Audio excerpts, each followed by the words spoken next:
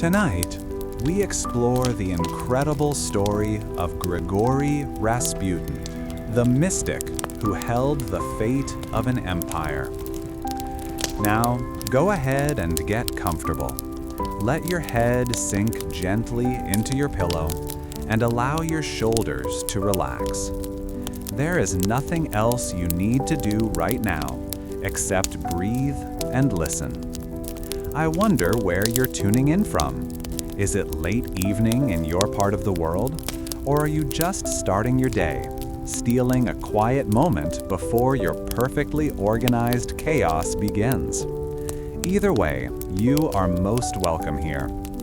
If you enjoy finding this quiet space, consider subscribing so you never miss a journey into the past. Our journey tonight takes us back in time to an empire glittering with gold on the surface but trembling underneath. We find ourselves in Russia during the early years of the 20th century.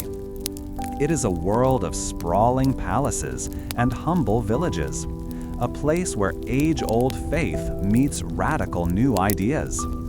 In the hearts of the powerful and the poor alike, there is a desperate search for answers, for miracles, and for someone to believe in. In the village of Pokrovskoye, where the flat Siberian land met an endless sky, life followed the rhythms of the seasons. Dmitri, the elder, had watched these rhythms for 70 years, his hands worn smooth by the wood of his tools and the reins of his cart. He understood the language of the turning earth, the meaning of a late frost, and the promise in the scent of damp soil. But he did not understand Grigori, the son of the coachman Ephraim. The young man moved with a different rhythm, one that seemed to come from some place beyond the fields and the river. His eyes were the most unsettling part. They were a pale, piercing blue that seemed to look straight through a man, seeing not his face, but the worries knotted deep inside him. This unnerving gaze was on full display one afternoon in the common yard. A young colt, spooked by a barking dog, had thrown its owner and was now bucking wildly, its eyes white with terror. Men shouted and scrambled to avoid the flashing hooves, their efforts only making the animal more frantic. The harsh mix of sounds, the horse's panicked squeals, and the men's gruff commands grated on the ears. Just as someone ran for a heavy rope to restrain the creature, Grigori walked calmly into the center of the chaos. He did not shout or run. Instead, he simply raised a hand and spoke in a low murmur, a sound that was nearly lost in the noise, but seemed to cut through it all the same. The colt stopped its bucking, its sides heaving, and turned its head toward him. Grigori approached slowly, still murmuring, and placed his hand on the animal's trembling neck. Dmitri watched, his breath caught in his throat, as the rough hide of the beast grew still under the man's touch. The panic drained from the colt's eyes, replaced by a strange, placid calm. This ability to command stillness was something the villagers were beginning to talk about. It was one thing to gentle a horse, a skill many men possessed, but Grigori's influence felt different, deeper. A week later, Dmitri saw it again, this time within the cramped confines of the Ivanovs' hut. They had lost their youngest child to a fever that had swept through in the spring, and a deep quiet had settled over their home, heavier than any winter snow. Grigori sat with them on a low bench, the small room thick with the smell of boiled cabbage and the damp wool of their coats. He offered no grand sermons or complex words from the priests in the city. He simply sat, his presence a solid, unwavering thing in their sea of grief. He spoke to them of the earth, of how a seed must fall and lie in darkness before it can find the sun again. After an hour, Dmitri saw a change in the grieving mother's face. A harsh line of pain around her mouth had softened, and for the first time in weeks, she spoke of mending her husband's fishing net. Dmitri found himself torn by what he saw. Part of him, the practical part that knew the hardness of life, was deeply skeptical. He had seen charlatans and drifters before, men who used clever words to get a free meal. He had heard the whispers that Grigori was lazy, that he drank more than his share, and that his ideas about God were strange, even dangerous. Some said he believed one had to know sin intimately to truly ask for forgiveness, a notion that made the village priest cross himself whenever it was mentioned. This talk of sin as a doorway to grace felt like a twisting of everything Dmitri had been taught, a convenient excuse for a man who did not care for the discipline of honest work or the simple piety of the church. On the other hand, he could not deny the comfort the man brought. He saw it in the Ivanovs' home, and he saw it in the eyes of others who sought Grigori out. They were often the people who felt unheard, the ones whose pains were too common to draw much notice. Grigori would listen, his intense gaze fixed on them, and they would leave with their shoulders a little straighter, their burdens seemingly lighter. He never asked for money or praise. He simply shared his black bread, which always tasted of the earth, and his strange, simple wisdom. For a man who owned nothing, he gave away a sense of peace, and Dmitri wondered if that was not its own kind of miracle, more valuable than a good harvest. Was this the work of a holy man, or was it the clever manipulation of a man who understood the hidden aches of the human heart? This question followed Dmitri one evening as he finished securing his small flock. He watched Grigori walk away from the village, not toward the tavern, but out into the open fields that stretched toward the horizon. The man's tall, dark figure moved with a purpose that seemed at odds with his reputation for idleness. He walked until he was just a stark shape against the vast, darkening sky, a solitary human figure in an immense and indifferent landscape. Dmitri pulled his coat tighter around his shoulders, feeling a sudden chill that had little to do with the evening breeze. He was a man who believed in God, in the saints, and in the old ways that had guided his people for generations. But watching Grigori disappear into the twilight, he felt a profound uncertainty, a shiver that came not from the cold, but from the unsettling feeling that something new and powerful, something he could neither name nor understand, had taken root in his village. Around the small cluster of huts, the familiar sounds of evening life continued their ancient rhythm, a comforting counterpoint to the deep disquiet in his soul. The fields of Pokrovskoye eventually disappeared behind Grigori, not with a sudden finality, but by slowly dissolving into the endless, rolling expanse of the Siberian steppe. He did not look back. The pull was forward, a relentless current that had tugged at him for years, urging him from the familiar patterns of village life. His journey had no map, only an inner compass that pointed toward monasteries, holy sites, and the quiet, dusty roads that connected them. He walked for weeks, sleeping in barns or under the vast, star-filled sky, his tall frame becoming leaner, and his peasant clothes more frayed with each passing mile.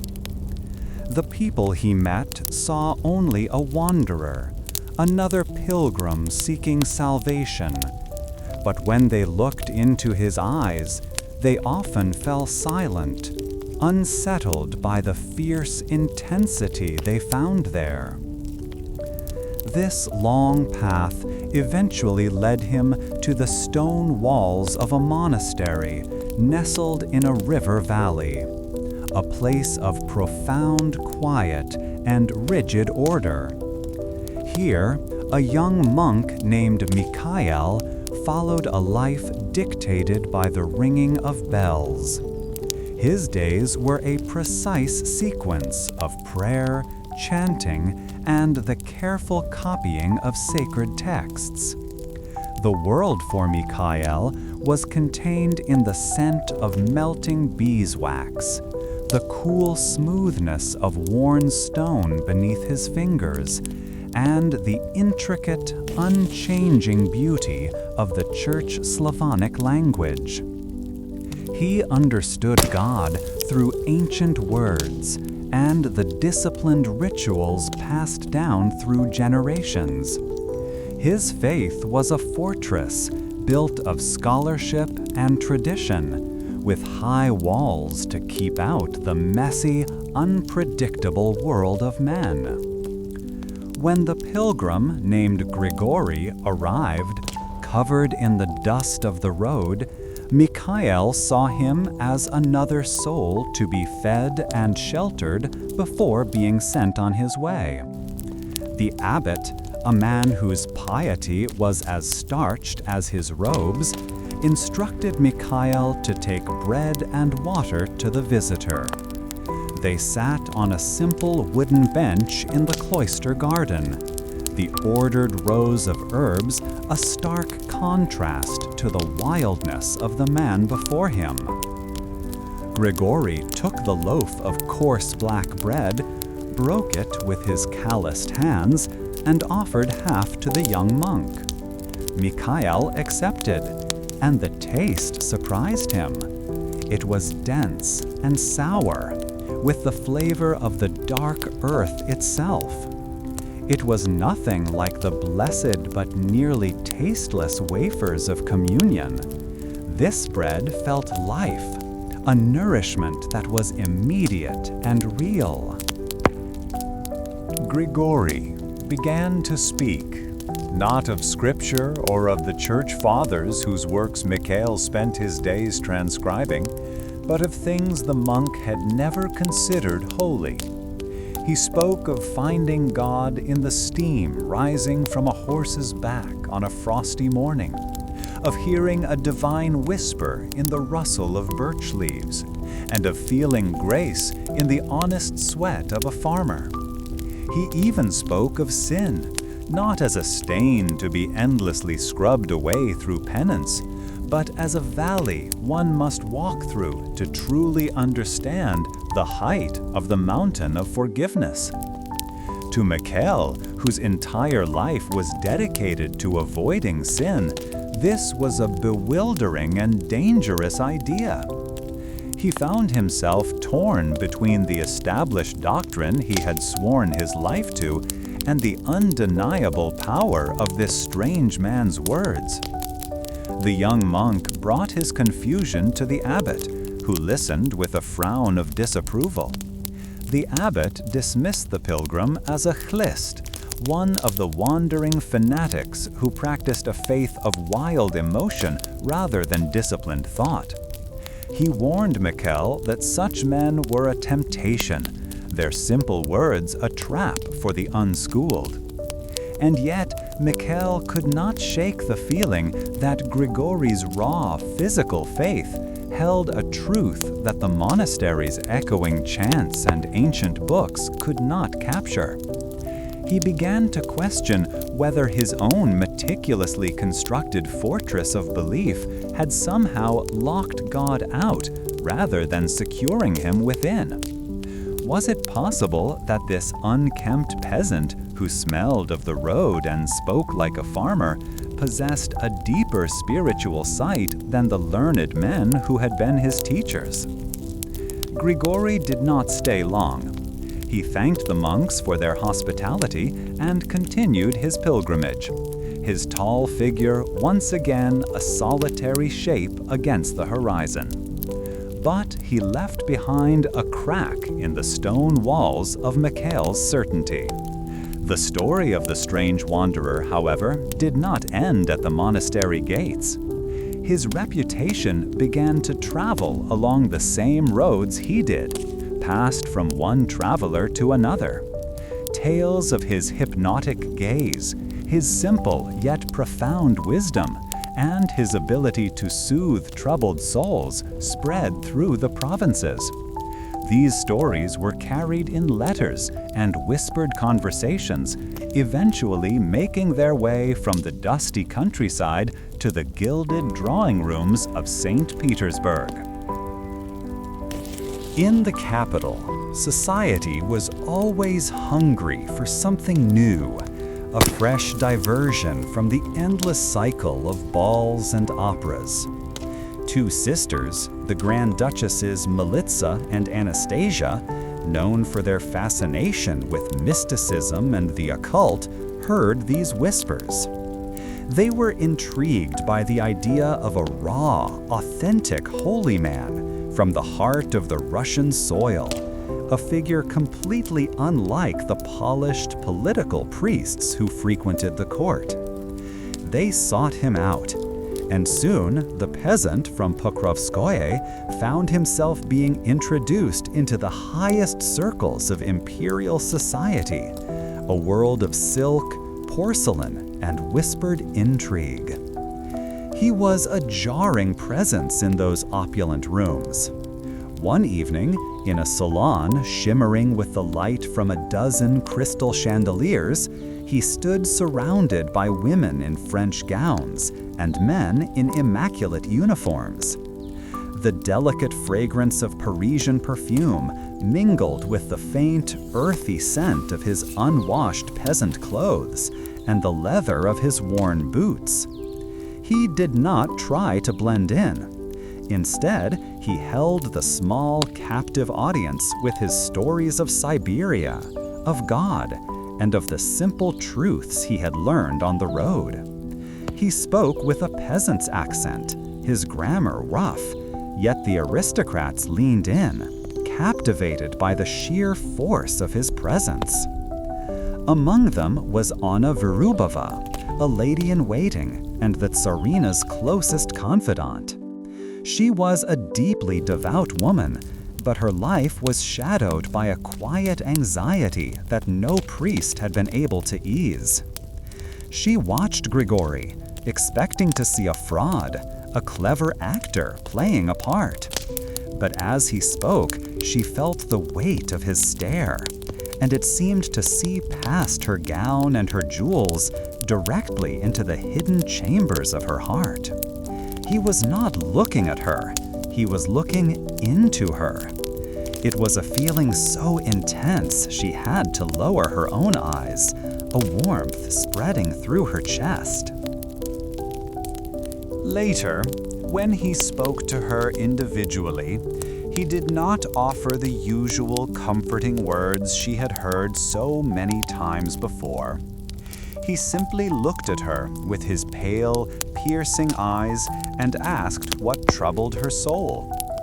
To her own astonishment, Anna found herself confessing fears she had never articulated, worries about her health and her purpose that she had kept locked away. The words tumbled out, and he simply listened, nodding slowly. When she was finished, he placed a hand on her shoulder and said, "The little mother has a great soul.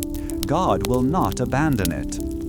The touch was grounding, his words simple, but for Anna, the effect was profound.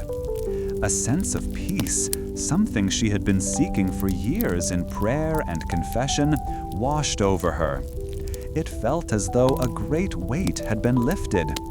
She looked at this strange man from Siberia, at his tangled beard and his rough, common face, and she saw not a peasant, but a vessel of divine comfort.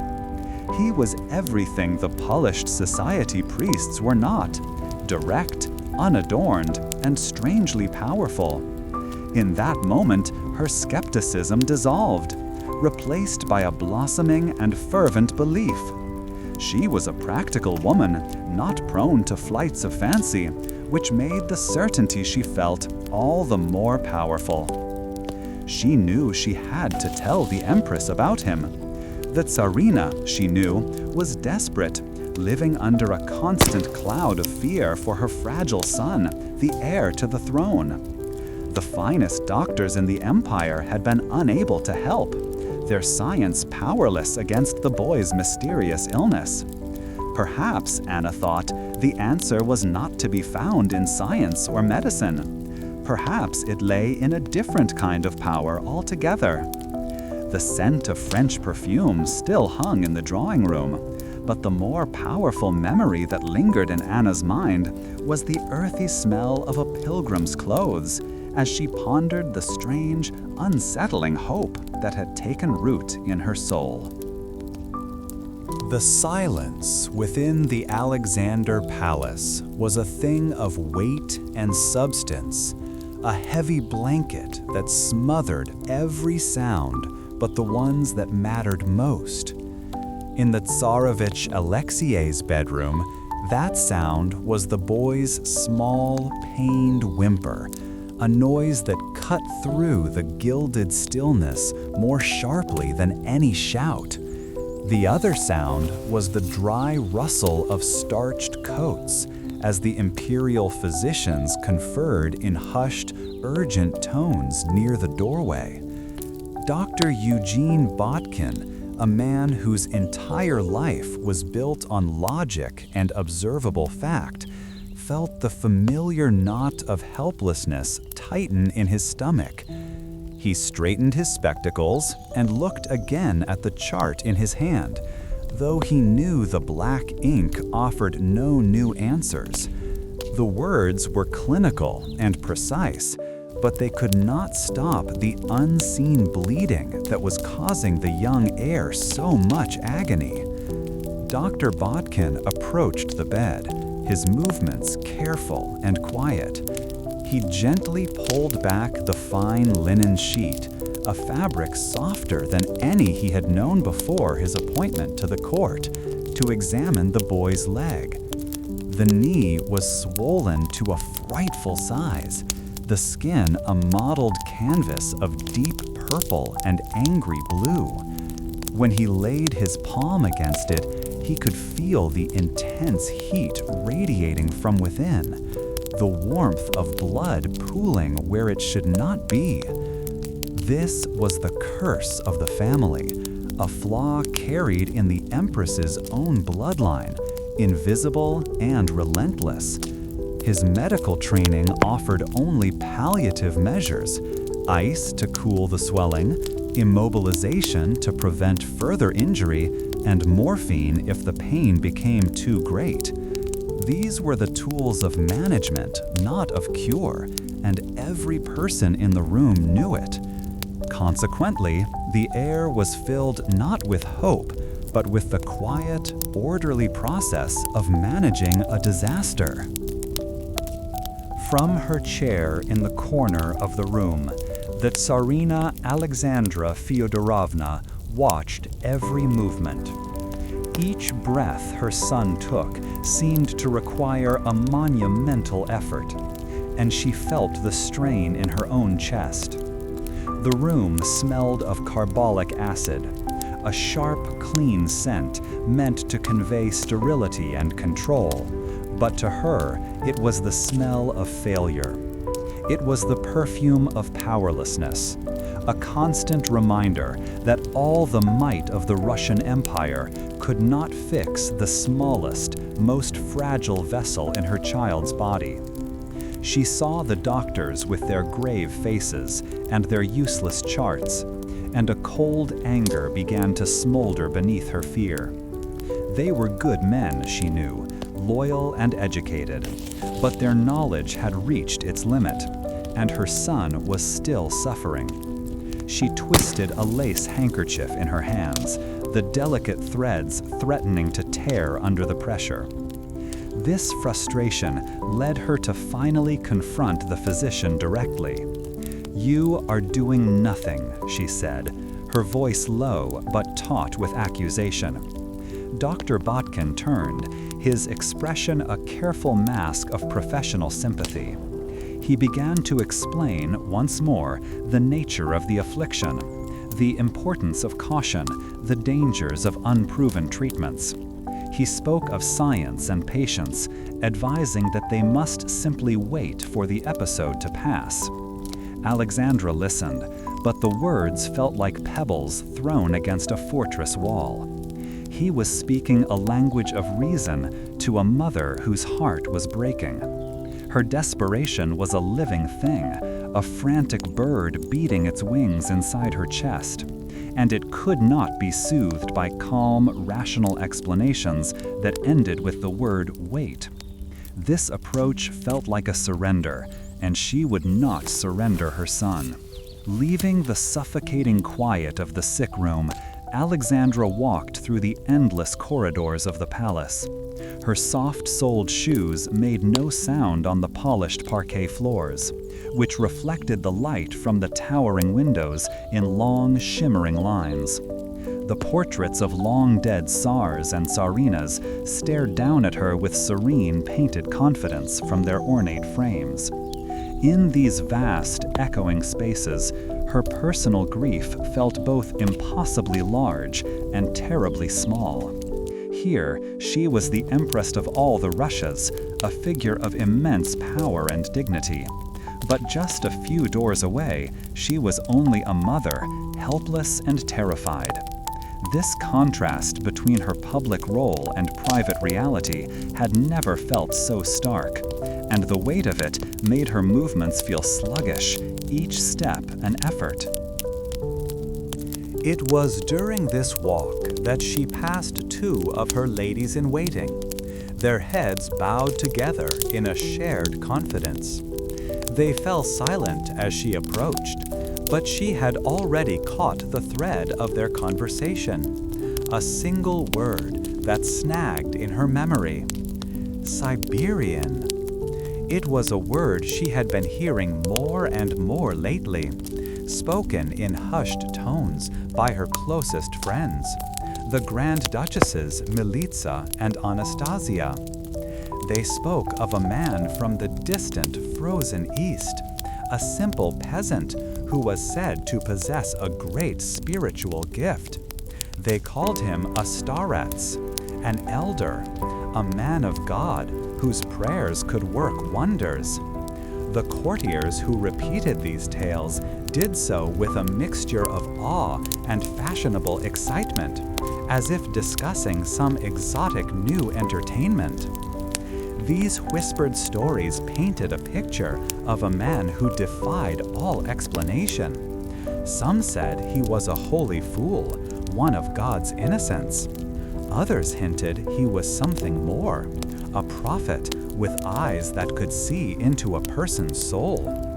They told tales of him calming a panicked horse with a touch and a murmur, of him comforting families with a quiet presence that seemed to physically lift their sorrow. The very idea of such a person was an affront to the stiff formality of the St. Petersburg court. A rough, uneducated peasant wandering the halls of the palace seemed like a fiction, a bizarre fantasy. Yet the whispers continued, planting the seed of an unconventional solution in the fertile ground of the Empress's despair. Her most trusted friend, Anna Virubova, was a fervent believer in these accounts. Later that afternoon, as they sat together in Alexandra's private study, Anna spoke of him again, not as a strange curiosity, but as a genuine holy man. "They say God speaks through him, Alex," she murmured, using the Empress's familiar name. "When doctors fail, God provides." She spoke of his simple faith, a faith not found in books or complicated rituals, but in the earth and in the hearts of the people. To Alexandra, whose own faith was deep and intensely personal, the idea was both shocking and deeply compelling. It felt like a betrayal of the established order, a step into a world of superstition that her rational German mind resisted. This internal conflict tore at her throughout the day. Every instinct she possessed as an empress, as the wife of the Tsar of a great and modernizing nation, recoiled from the thought. It was undignified. It was irregular. What would the ministers think? What would Nicholas's mother, the Dowager Empress, say? Her formidable mother-in-law already viewed Alexandra's mysticism with suspicion. Bringing an unkempt peasant healer to the heir's bedside would be seen as an act of profound foolishness, a surrender to the very backwardness that the Romanov dynasty was supposed to be leading Russia away from. Yet, every time she closed her eyes, she saw Alexei's face, pale and damp with sweat, his lips bloodless from pain. That evening, she returned to his room and found the scene unchanged. The quiet was the same, the scent of carbolic acid was the same, and the faces of the doctors were etched with the same weary resignation. They had done all they could do. Dr. Botkin gave her a small, sad shake of his head, a gesture that conveyed everything. The great machine of modern medicine, with all its knowledge and instruments, had ground to a halt. There was nothing more in their black leather bags that could help her son. It was in that moment, seeing the absolute finality in the doctor's eyes, that the last of her resistance crumbled into dust. The choice became brutally simple. She could cling to the cold, hard facts of the physicians and watch her son's life slip away, or she could take a leap into the unknown, guided by the desperate, illogical hope of a mother's love. She thought of the stories Anna had told, of a man whose power came not from science, but from faith. It was a language she understood far better than the doctor's clinical reports. To trust in a miracle felt less foolish than to accept a death sentence. Her decision, when it was made, did not feel like a choice at all, but like an inevitability. With a strange sense of clarity settling over her, she walked to her writing desk and penned a short, simple note. She did not address it to a minister or a general, but to the friends who had first told her of the man from Siberia. She requested that he be brought to the palace at once. She sealed the envelope with the imperial crest, the double-headed eagle that symbolized her family's power, and handed it to a servant. As she returned to Alexei's bedside and took his small hand in hers, a profound calm washed over her. In the hushed stillness of the sick room, watching her son's labored breathing, she could almost forget the weight of the crown and the judgment of an empire. She was only a mother waiting for a miracle. The heavy oak doors of the sick room swung open, their movement unnervingly silent on well-oiled hinges. Every person in the room, the Tsar, the Tsarina, the two royal physicians standing stiffly by the window, turned as one. First came the Grand Duchess Militsa, her face a mask of determined confidence, and behind her, the man himself. Grigori Rasputin moved into the opulent chamber not with the deference of a subject, but with the slow, deliberate pace of a man walking through his own fields. His boots were scuffed and caked with the memory of roads far from the polished parquet floors of the Alexander Palace. He carried the scent of damp wool and cold air with him, a rustic intrusion into a room that smelled only of antiseptic and despair. Nicholas II felt his jaw tighten. The guards in the hallway, men in immaculate uniforms of blue and gold, had stared straight ahead as this peasant passed, but Nicholas had seen the flicker of disbelief in their eyes. He felt it himself, a cold knot of doubt in his stomach. This was the man his wife's friends had championed, the last desperate hope they had clung to after weeks of watching their son fade. Alexandra Theodorovna, however, moved without a shred of doubt. She drifted towards Rasputin, her silk dress whispering against the carpet. Her eyes, red-rimmed from sleepless nights, were fixed on him, not as a tsarina addressing a peasant, but as a supplicant before a holy shrine. The doctors, men of science and reason, shifted their weight, their discomfort a palpable force in the room.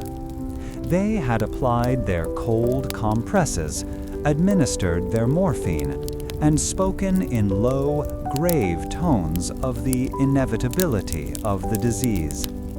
They had offered logic and procedure, but they could not offer a cure.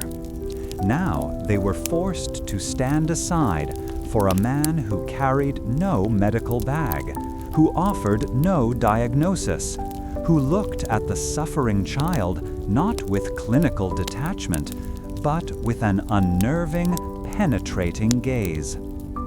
Nicholas felt a deep sense of shame, as if he were betraying the very foundations of the modern, rational empire he was supposed to lead.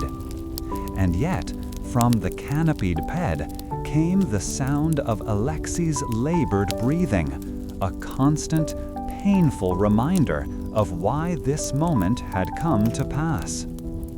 Rasputin paid no mind to the Tsar or the rigid physicians. His focus was entirely on Alexandra, and then on the small, pale form of the Tsarevich.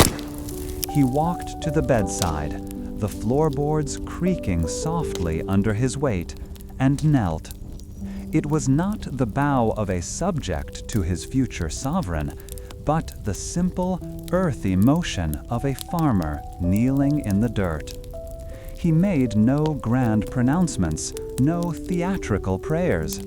Instead, he simply reached out a hand, large and rough from a life of manual labor, and placed it gently on Alexei's forehead. The contrast was stark, the calloused, weathered skin of the peasant resting against the translucent, blue-veined brow of the royal heir. Nicholas watched, every muscle in his body tense. Each breath felt held. Each tick of the gilded clock on the mantelpiece seemed to echo in the crushing silence. The entire fate of his dynasty, it seemed, rested in the touch of this one strange man. He began to speak, his voice a low, melodic rumble that seemed to absorb all the tension in the room. He spoke not of medicine or sickness, but of the vastness of the Siberian forests, of the strength of a sleeping bear, of the slow, steady flow of a great river under the ice. His words were simple, the images drawn from a life utterly alien to the gilded cage of the palace. He told the boy to sleep, to let the pain flow out of him like water, to let his body rest in God's hands. There was no command in his tone, only a deep, unshakable certainty. As he spoke, Nicholas saw a change come over his son. The frantic, shallow breaths began to deepen, to even out. The tight clenching of the small fists on the bedspread began to relax. A faint touch of color seemed to return to Alexei's cheeks, and the dark circles under his eyes seemed less pronounced. It was not a sudden, dramatic transformation, but a slow, peaceful tide of calm washing over the boy. The chief physician, Dr. Botkin, took a half-step forward, his mouth slightly agape, before catching himself and retreating to his place by the window. He exchanged a look with his colleague, a glance filled with a confusion that bordered on outrage. Their science, their years of training, had been rendered useless. They had measured the boy's pulse, charted his decline, and prepared the family for the worst, all according to the known principles of medicine. This Siberian mystic had done nothing they could measure or explain. He had simply knelt, spoken, and laid a hand on the child's head. To them, it was a performance of peasant superstition, an impossible fluke. But for Alexandra, it was something else entirely. She had sunk to her knees beside Rasputin, her hands clasped, tears streaming silently down her face. These were not the tears of grief Nicholas had grown so accustomed to, but tears of profound, overwhelming relief. After a time that felt both like an eternity and an instant, Rasputin rose. He looked at the sleeping boy one last time, then turned to the Empress. "He will be well," he said, his voice quiet but firm. "The little one will live. Do not let the doctors trouble him."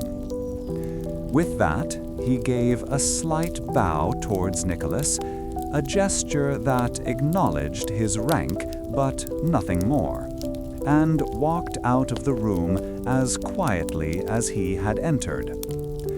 The heavy doors closed behind him, and the spell was broken. The room was once again a royal bedchamber, but everything within it had changed. The oppressive weight of impending loss had lifted, replaced by a fragile, unbelievable sense of hope. Nicholas walked over to the bed and touched his son's arm. It felt cool, not with the chilling cold of sickness, but with the peaceful temperature of natural sleep. The swelling in his leg, while still present, appeared to have lessened. Alexandra remained on her knees, weeping softly. The sound, once a constant echo of her sorrow, was now a hymn of gratitude. She looked up at Nicholas, her expression one of absolute, unwavering faith. "You see," she whispered, her voice thick with emotion, "God has sent us a Savior. He has heard our prayers." Nicholas looked at his wife, then at his sleeping son, and felt a wave of relief so powerful it almost brought him to his knees. His heir was safe. the unbearable agony of watching his child suffer was, for now, over. But as this relief washed through him, it was followed by a chilling undercurrent of dread. He had seen the look on Dr. Botkin's face. He could already hear the whispers that would ripple through the court, through the halls of government, through the very heart of St. Petersburg society. The ministers would be appalled. They would speak of the dignity of the throne, of the dangers of allowing such a figure into the inner sanctum of the imperial family.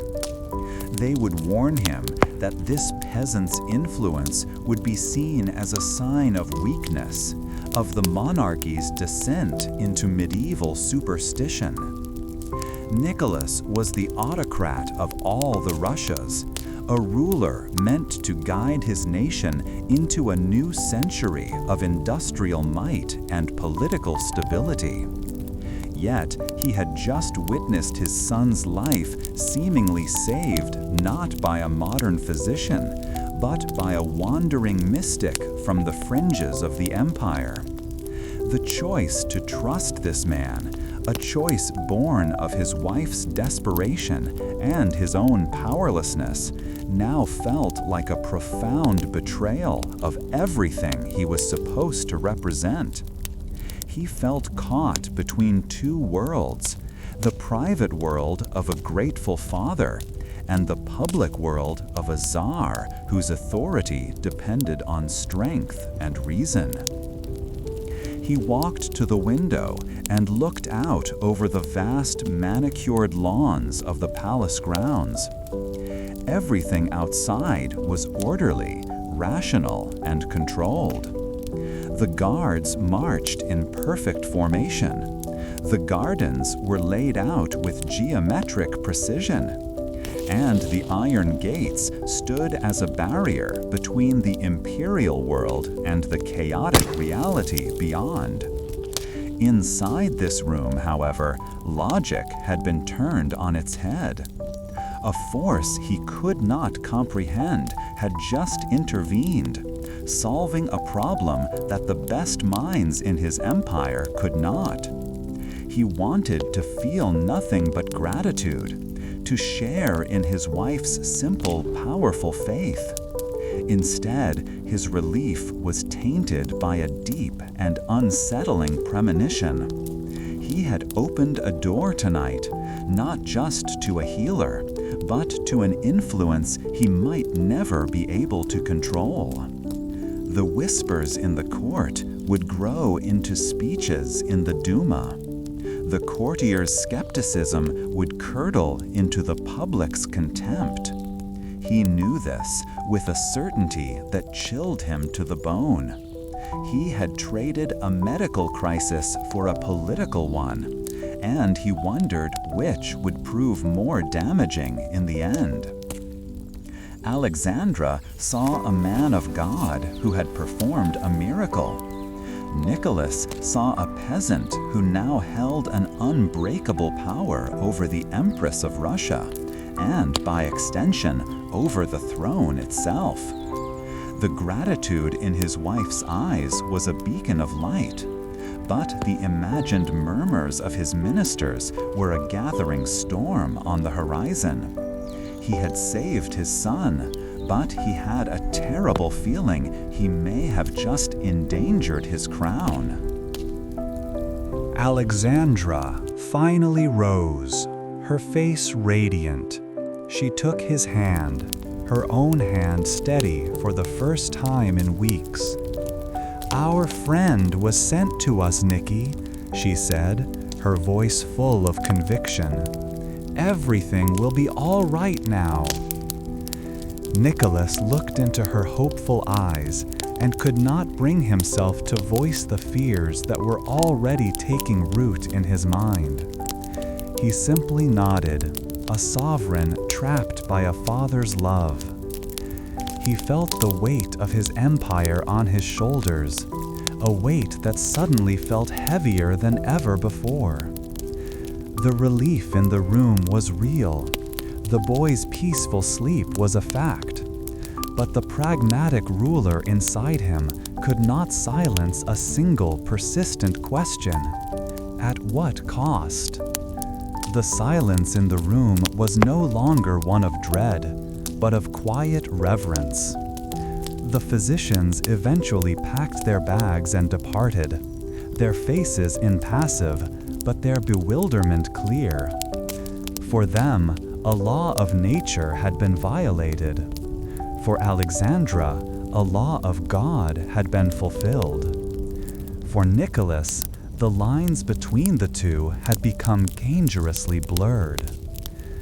The presence of the man from Pokrovskoye, with his muddy boots and his hypnotic voice, had now woven itself so completely into the private survival of the Romanov dynasty that it could never be fully untangled.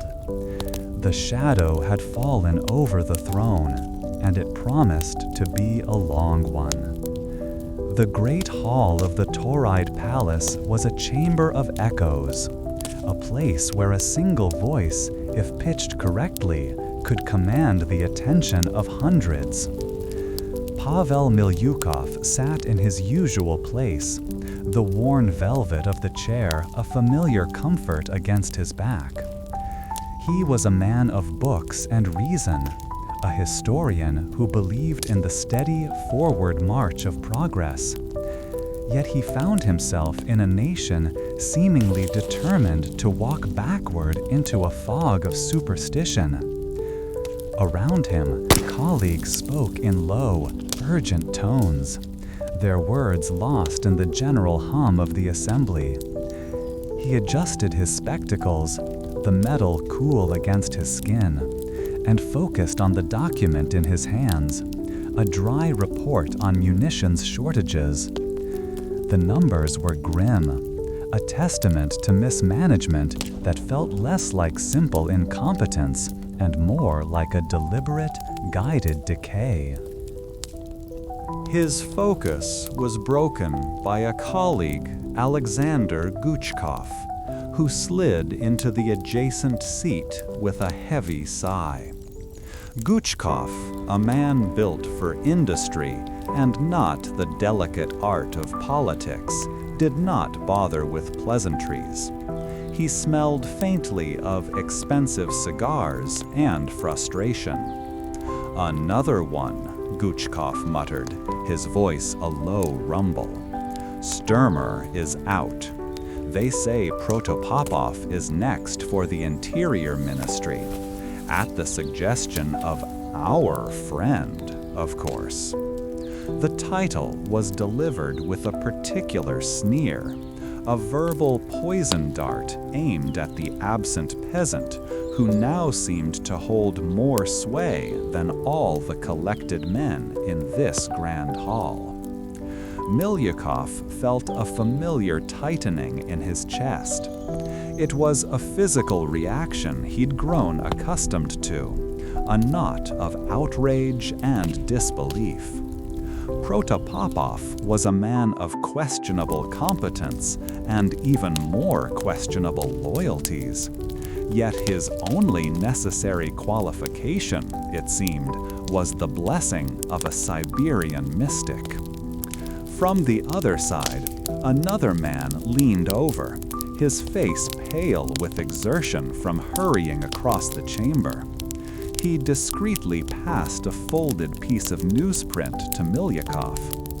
It was not from one of the major papers, but a cheap satirical leaflet that circulated in the city like a fever.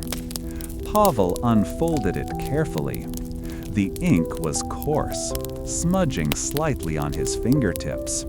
The drawing was crude, but brutally effective. A towering, wild-eyed Rasputin with strings in his hands, and dancing from those strings were two puppets, one wearing the Tsar's crown, the other the Tsarina's. A bitter taste, like soured coffee, rose in Milyukov's throat. He had dedicated his life to the idea of a constitutional monarchy, a modern Russia ruled by law and accountability. This cartoon, this cheap piece of paper, felt like an obituary for that dream, a vulgar summary of a truth too terrible to speak aloud in this chamber. He folded the paper and slipped it into his coat pocket, the rough edges scratching against the fine wool lining.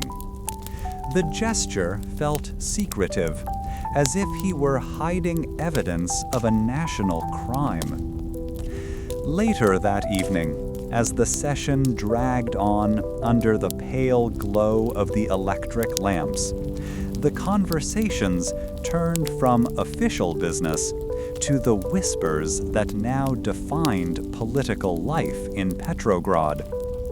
A young nobleman, new to the Duma, spoke of a dinner party where an acquaintance had shared a story.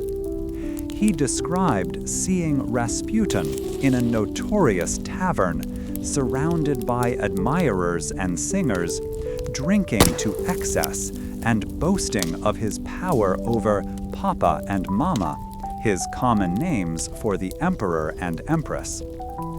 The story was told with a kind of horrified fascination, the kind reserved for watching a building burn. Each detail was a fresh log on the pyre of the monarchy's dignity. Milyukov listened, his hands steepled before him. He felt not shock, but a profound and weary shame.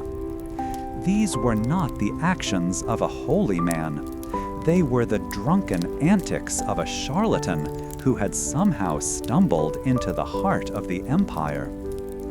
The other men around the table nodded, their faces grim. They were educated, worldly men. They understood economics, military strategy, and European diplomacy.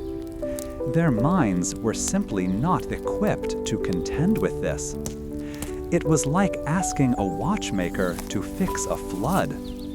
Their tools of logic and reason were useless against a tide of absolute irrational faith that emanated from the Tsarina and paralyzed the Tsar. The whole system was being undone by something they could not debate or legislate against. The issue, as Milyukov saw it, went deeper than one corrupt peasant. Rasputin was not the disease, but a symptom of it. He was the most visible sign of a sickness that had taken root long ago. The isolation of the throne from the people, and from the very men who sought to save it. The Tsar saw them not as partners, but as threats to his divinely ordained power. He preferred the counsel of a single comforting voice over the difficult truths offered by hundreds in his own parliament. This preference was now costing Russia everything. The war was being lost not just in the trenches of Poland, but in the candle-lit chambers of the Alexander Palace, where state decisions were apparently guided by dreams and peasant prophecies.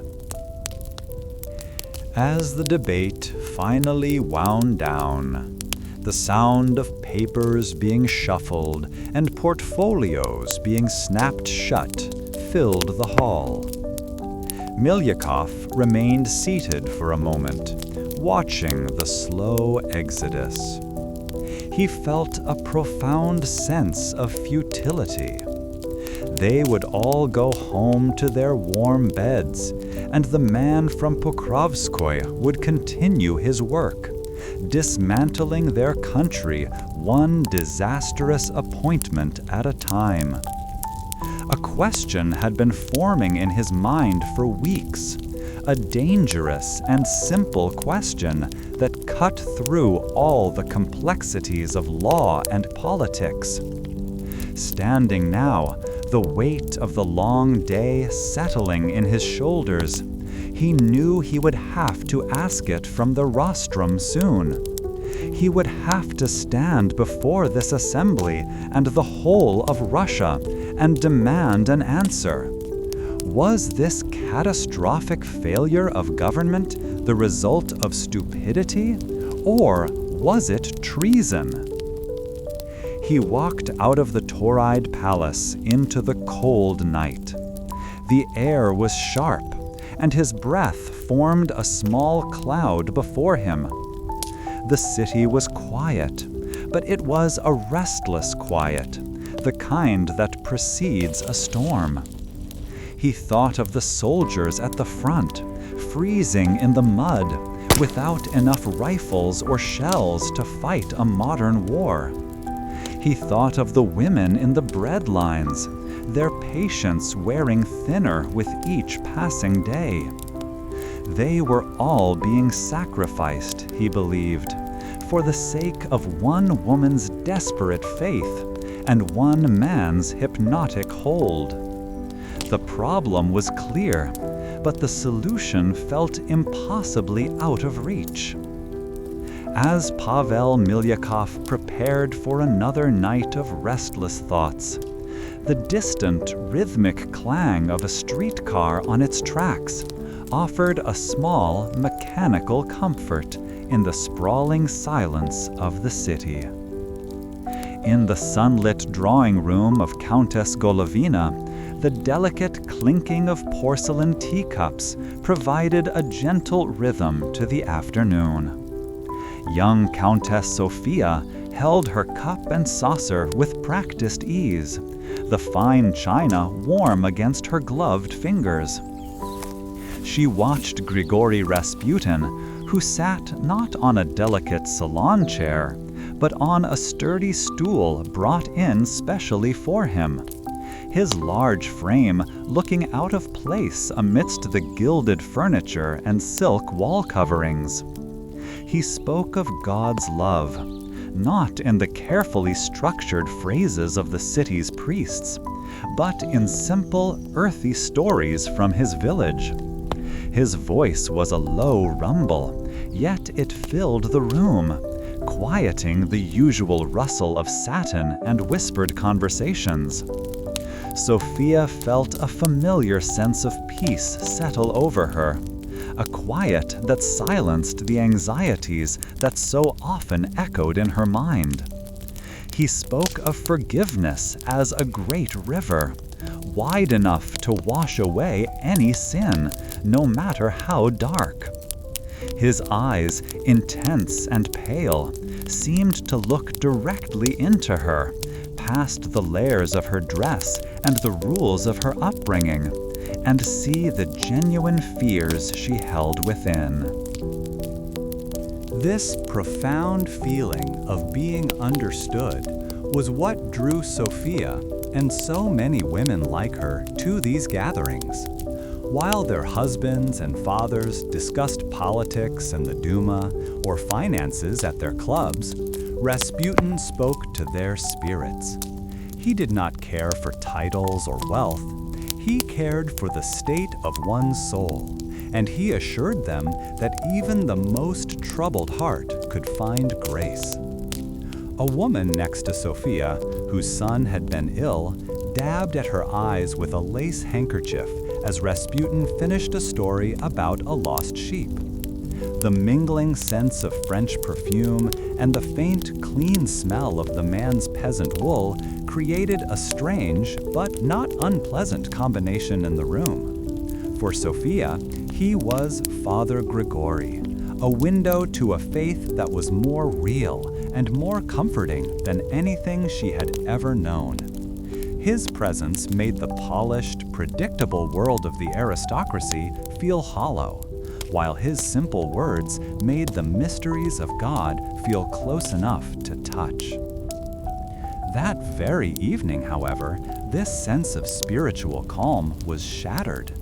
Her cousin, Dmitri, a young officer in a cavalry regiment, found her by the grand staircase during a formal ball. He leaned close, his breath smelling of wine, his voice a low, mocking whisper. He asked if she had enjoyed her time with the holy man. Before she could answer, he began to describe a different Grigori Rasputin. He painted a picture not of a sunlit salon, but of a rowdy tavern on the edge of the city, a place with sticky floors and the sharp odor of cheap vodka. Dmitri's words were cruel and vivid, describing Rasputin with his hair wild, his voice a booming laugh rather than a soothing rumble, surrounded not by devout countesses, but by singers and dancers of questionable reputation. He spoke of the man drinking vast quantities of wine and embracing women with a familiarity that made Sophia's cheeks burn with shame just to hear of it. Slow pace. Dmitri's story was a direct assault on the image she held so dear. He described Rasputin not as a spiritual guide, but as a lecherous peasant, a fraud who used his supposed holiness to gain access to their world and indulge in its vices.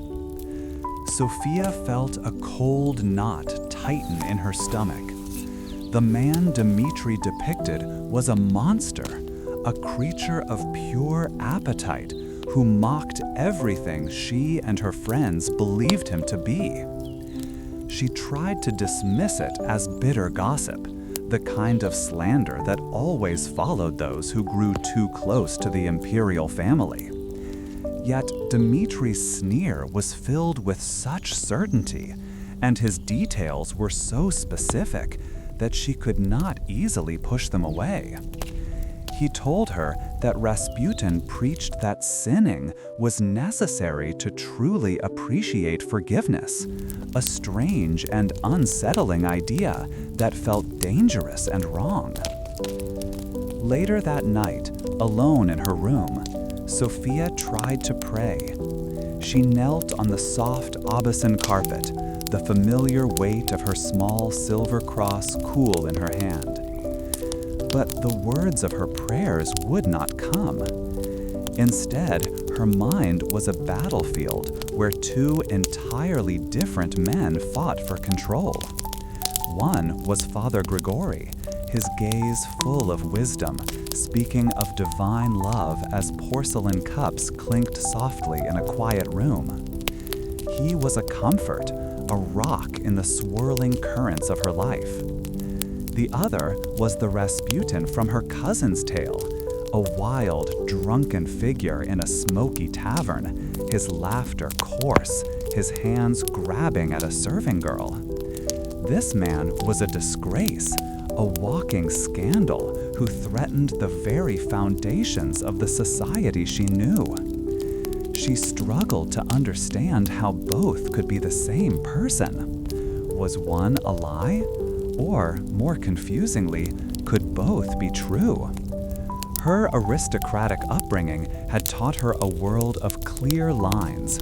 There was proper behavior and improper behavior. There were saints and there were sinners. There was no room for a man who seemed to be both at once. The thought that holiness could exist alongside such crude earthly behavior was a puzzle her mind could not solve.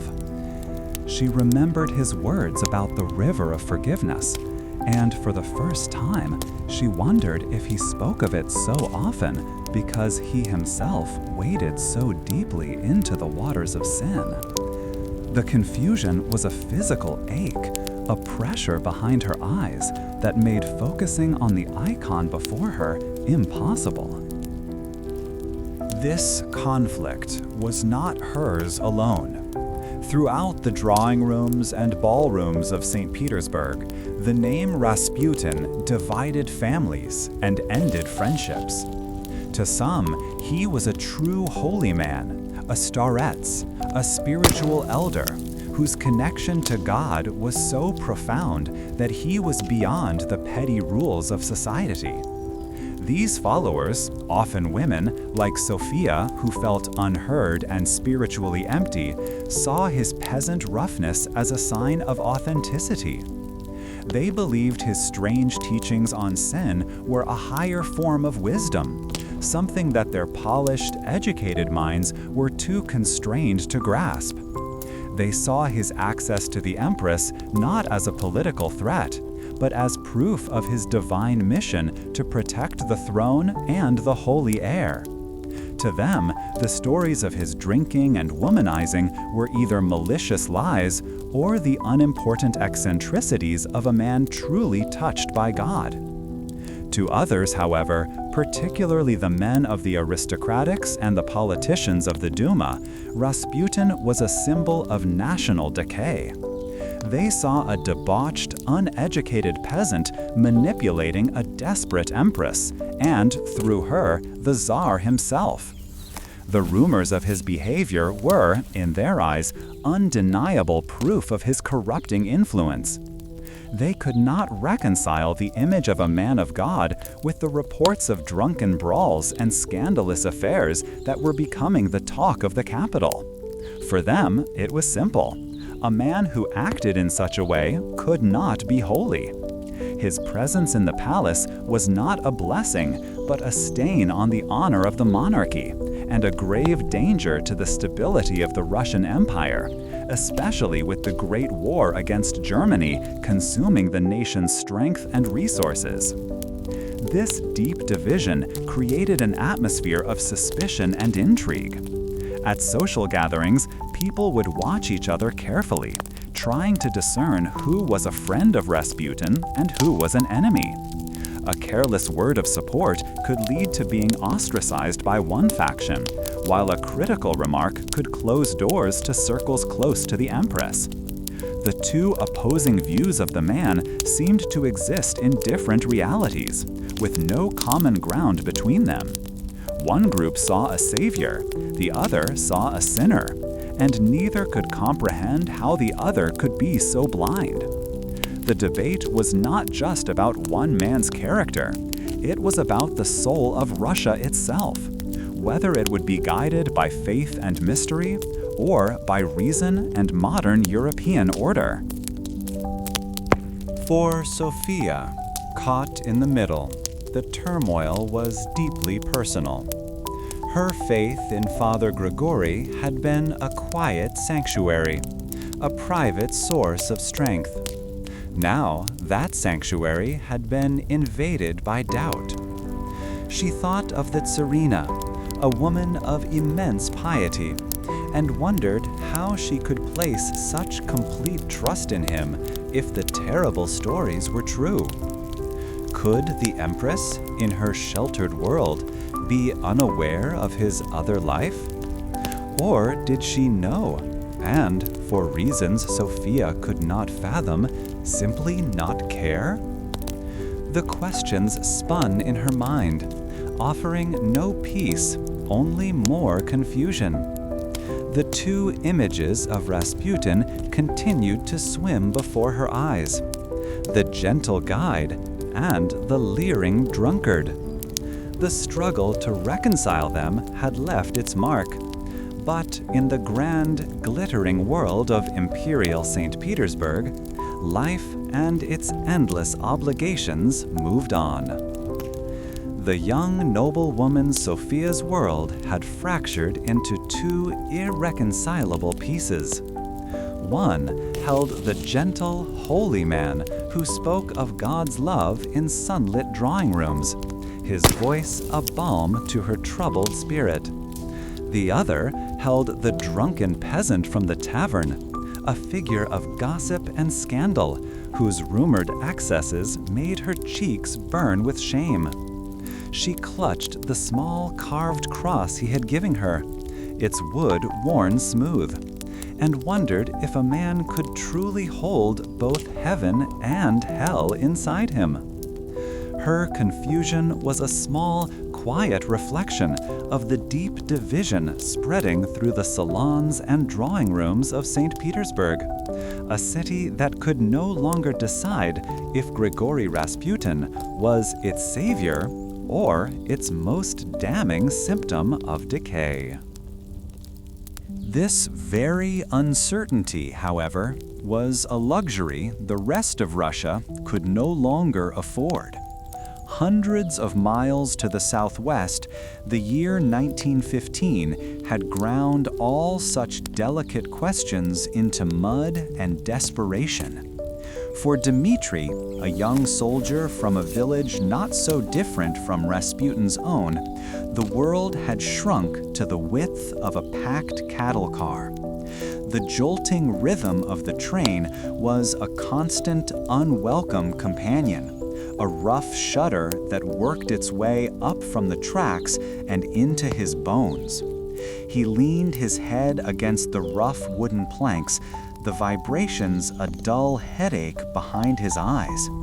Around him, the space was filled with the smells of damp wool, cheap tobacco, and too many unwashed men pressed together, a scent he was coming to associate with the war. His fellow soldiers, mostly boys like himself, with faces that had not yet learned how to hold a man's weariness, spoke in low tones. They talked of the Germans, of their machine guns that spat death faster than a man could pray, and of the gnawing emptiness in their own stomachs. They say in the last regiment it was one rifle for every 3 men, a voice muttered from the gloom. Another man laughed, a short, harsh sound with no humor in it. "Then we are lucky," he replied. "We have one for every 2. We must simply be patient and wait for our neighbor to fall." Dmitri clutched the small, poorly printed paper icon of St. George in his pocket, its edges softened by the constant touch of his thumb. He felt his simple patriotism, the ingrained love for the Tsar and the soil, beginning to fray like the worn cuffs of his greatcoat. The conversations on the train inevitably turned from the enemy ahead to the troubles behind them, to the strange stories that drifted out from the capital like a foul smoke. They spoke of the Tsarina, the German-born empress, whom many now called by names that would have earned them a whip just a year before. Whispers circulated about her and the bizarre holy man, the one with the wild eyes, who was said to hold her heart in his peasant's hand. "They say he tells her who to make a general and who to send away," one soldier whispered, his eyes wide in the dim light of the swaying lantern. "He picks them like he's picking mushrooms in the forest, with no more care."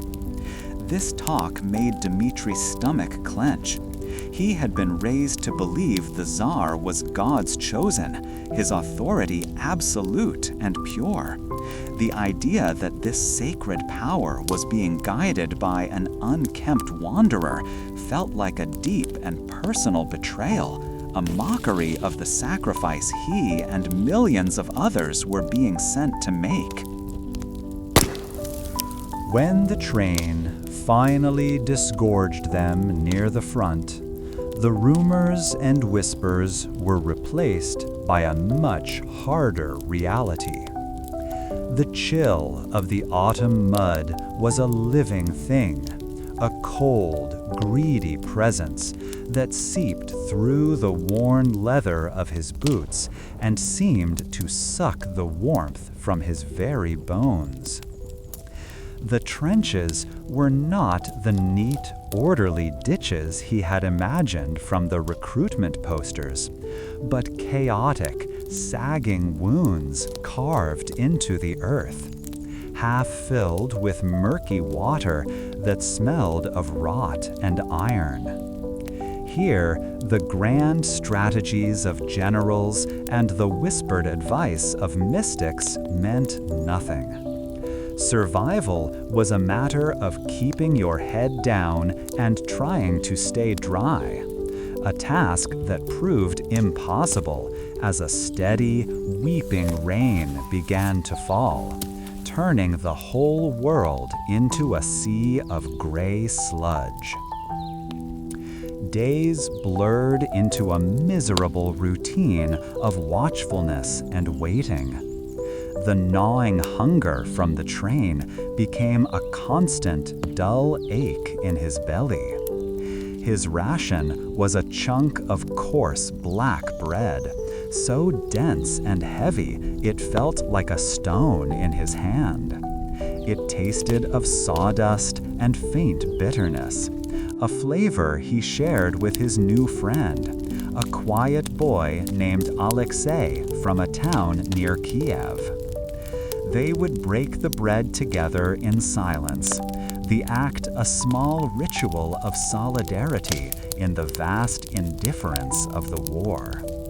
Sometimes, in the distance, they would hear the rumble of artillery, a sound like a giant tearing a great cloth, and they would look at each other, the same unspoken fear in their eyes.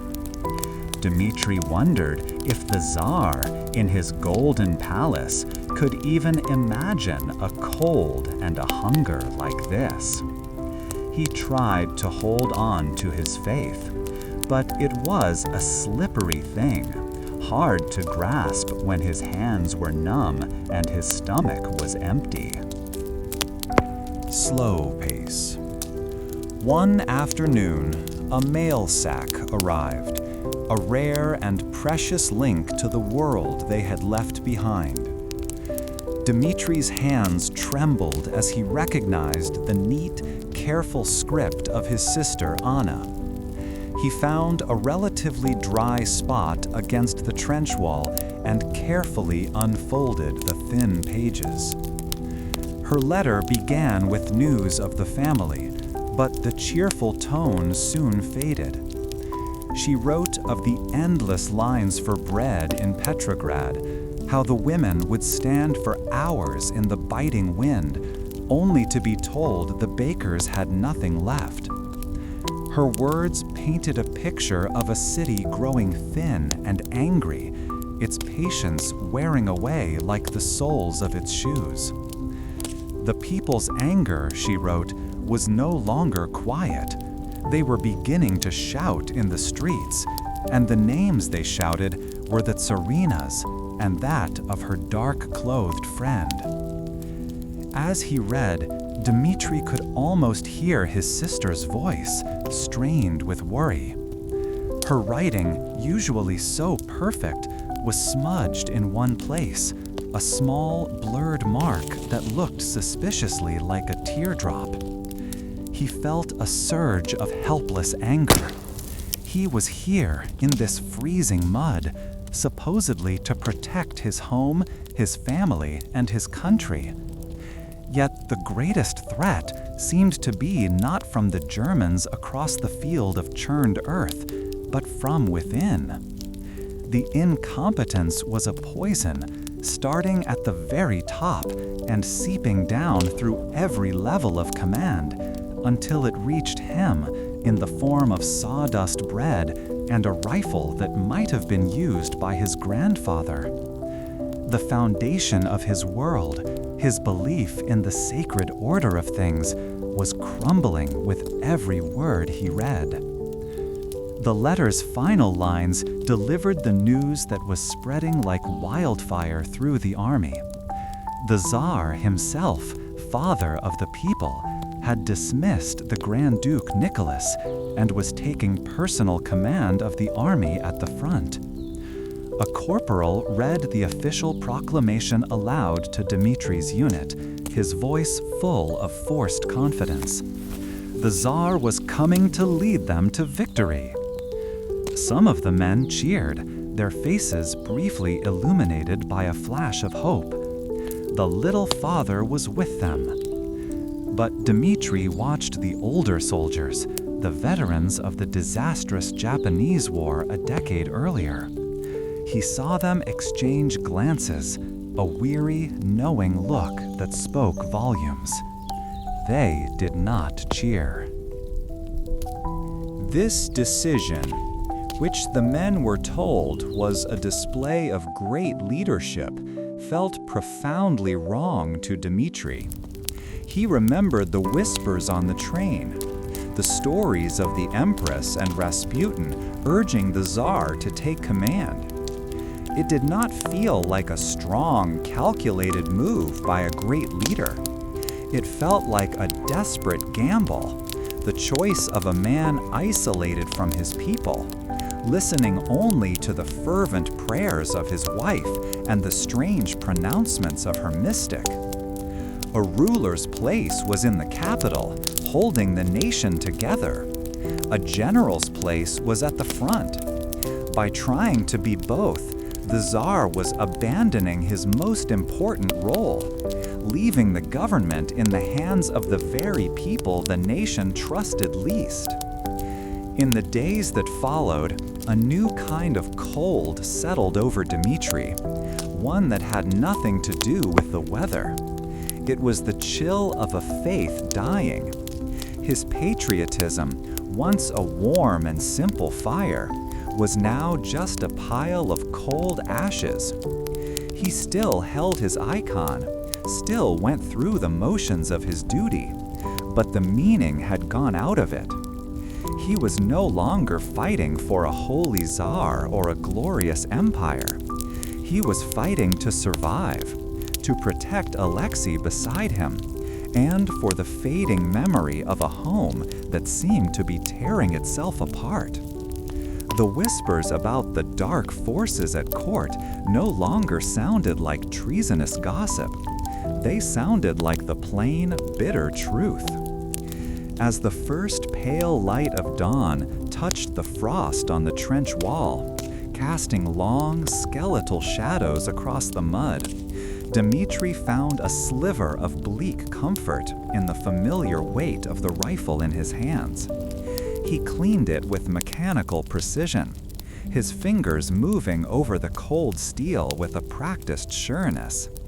The complex political struggles in the capital, the spiritual dramas in the palace, they were as distant as the moon. Here, there was only the mud, the hunger, and the simple, brutal reality of the weapon he held. It was the only thing he felt he could rely on, the only power that seemed to have any real meaning in this broken world. The great empire had failed him, but this piece of wood and metal would not. Summary. This part of the story shifted the perspective to a common soldier, Dmitri, on the Eastern Front, illustrating how the chaos at court, specifically the Tsar's decision to take command of the army under the influence of Alexandra and Rasputin, was experienced as tangible incompetence, supply shortages, and a crisis of faith among the men fighting the war. End state. Dmitri's patriotic faith in the Tsar has been shattered by the realities of war and rumors from the capital, replaced by a grim focus on personal survival and a growing resentment towards the distant, disconnected imperial leadership. Alexei Polivanov, the Minister of War, felt the silence of the Alexandra Palace press in on him as he walked. His polished leather shoes made no sound on the thick, deep blue carpets that ran the length of the corridor. Each step was a quiet advance into a world utterly removed from the one he had just left. A world of frantic telegrams, casualty reports, and the constant, gnawing worry of supply lines stretched to their breaking point. Here, the portraits of past Tsars looked down with serene indifference, their gilded frames catching the soft light from the tall windows. He clutched the leather portfolio under his arm, its familiar weight a small anchor to the reality of his work, a reality of numbers and logistics that felt increasingly unwelcome in these halls. The very stillness of the place seemed a rebuke to the chaos consuming the nation. This sense of separation deepened as he was shown into the Empress's private study. The room was awash of mauve, her favorite color, filled with photographs in silver frames and delicate porcelain figures. Tsarina Alexandra Fyodorovna sat at a small, elegant desk, not poring over state documents, but reading a single sheet of cheap paper. From where he stood, Polivanov could see the writing on it. A messy, sprawling hand, the letters thick and uneven, a stark contrast to the crisp, official stationery she held it against. He knew that handwriting.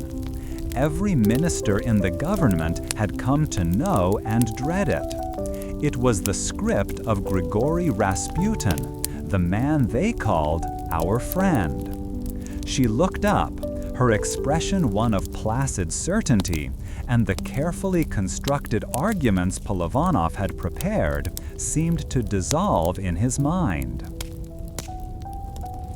He began to speak, his voice sounding overly loud in the quiet room as he outlined the critical grain shortages on the northern front.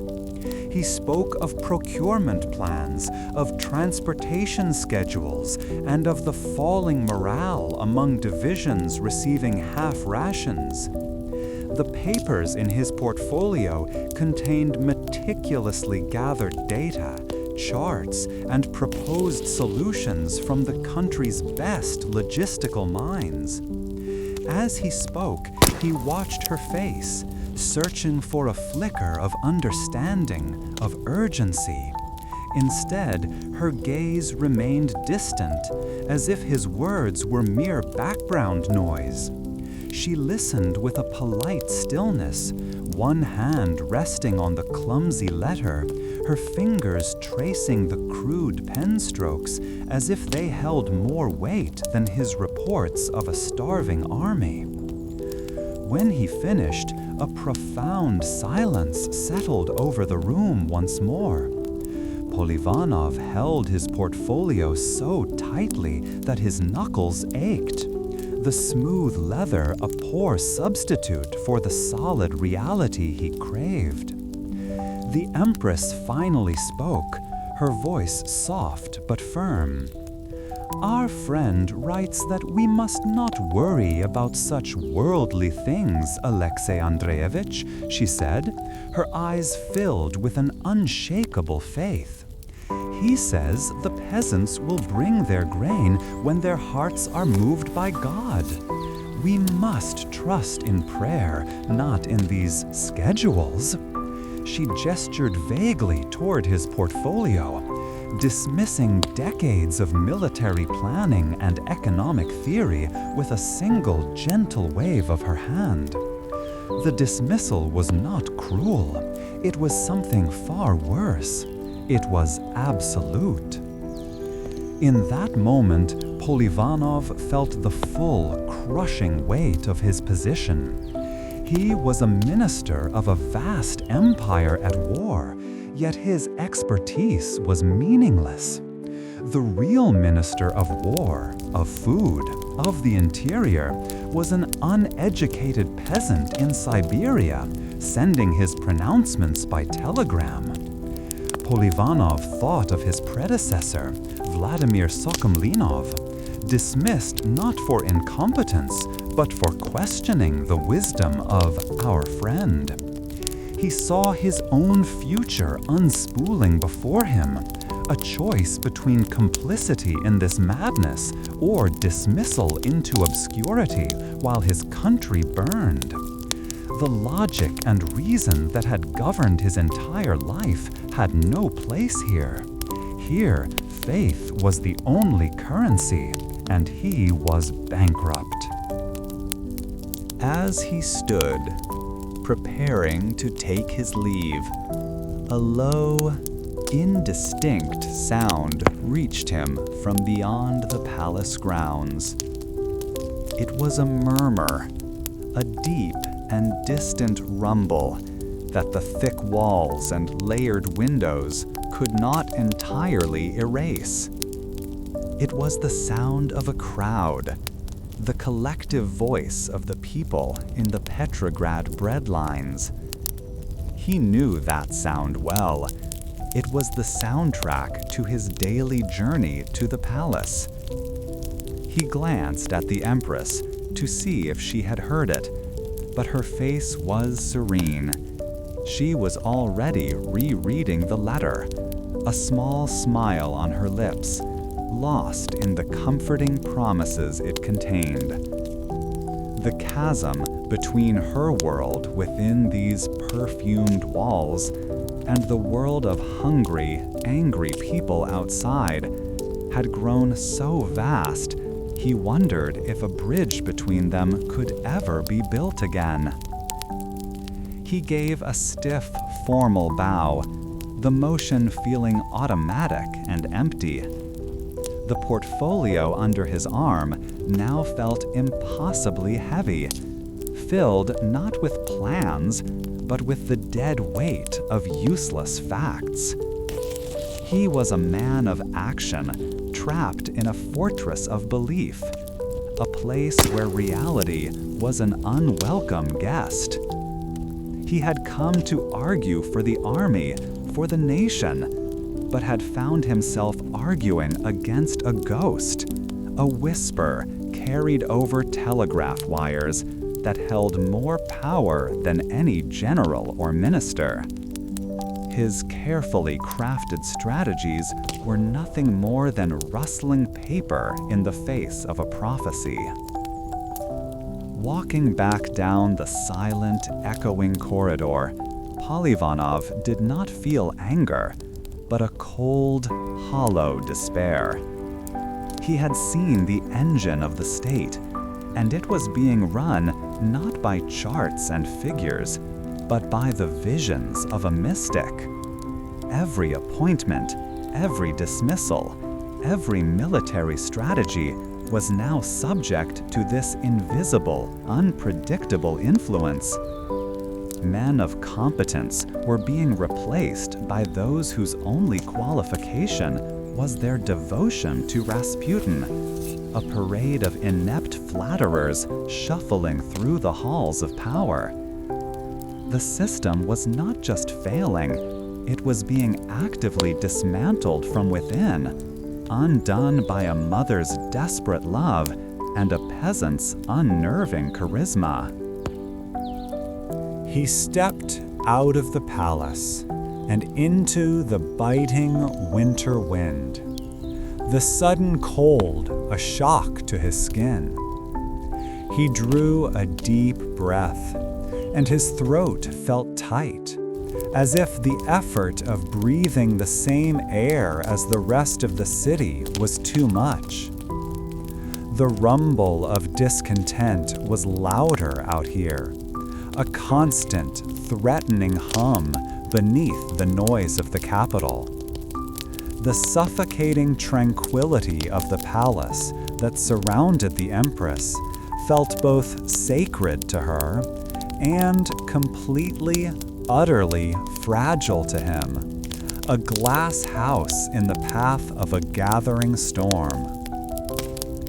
Inside the Alexander Palace, the days unfolded with the predictable rhythm of a well-tended clock. For the children of the Tsar, the world was a collection of familiar rooms, private gardens, and the faces of tutors who spoke in calm, measured tones. The young Grand Duchess Olga sat at the grand piano, her fingers moving over the cool ivory keys with practiced precision.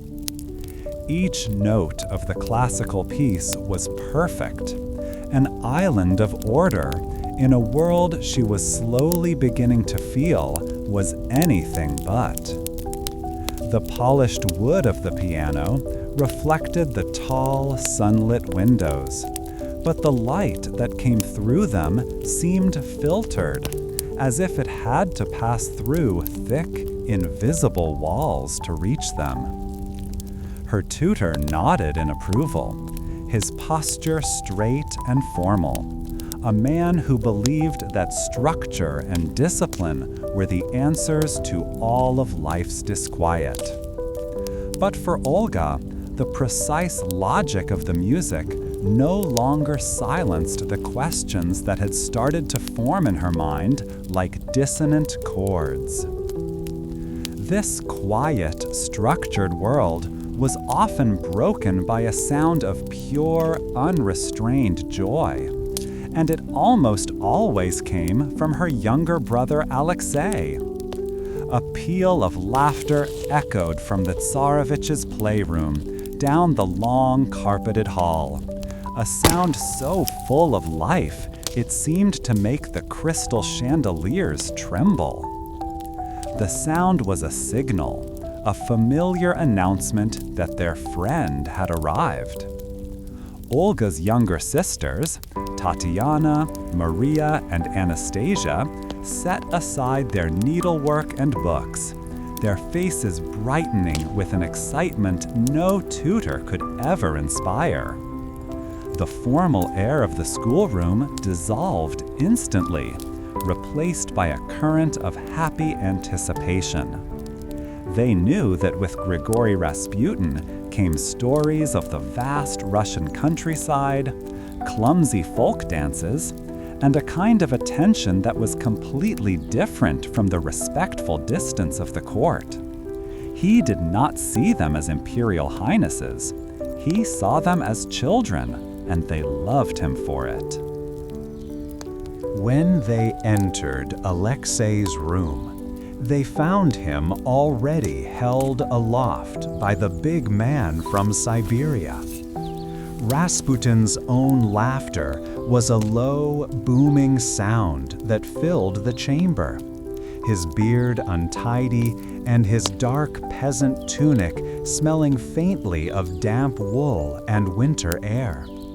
He spun the small, fragile boy around gently, and for a moment, the ever-present shadow of Alexei's illness seemed to vanish completely. Rasputin set him down and began a clumsy, stomping dance, his heavy boots making the floorboards groan in a way that delighted the children. He was nothing like the polished officers or stoic ministers who visited their father. His hands were rough and calloused, his eyes intense and deeply set, and he spoke to them not of politics or duty, but of God's love for a simple blade of grass or a nesting bird. He was a piece of the great unknown Russia brought directly into their gilded cage.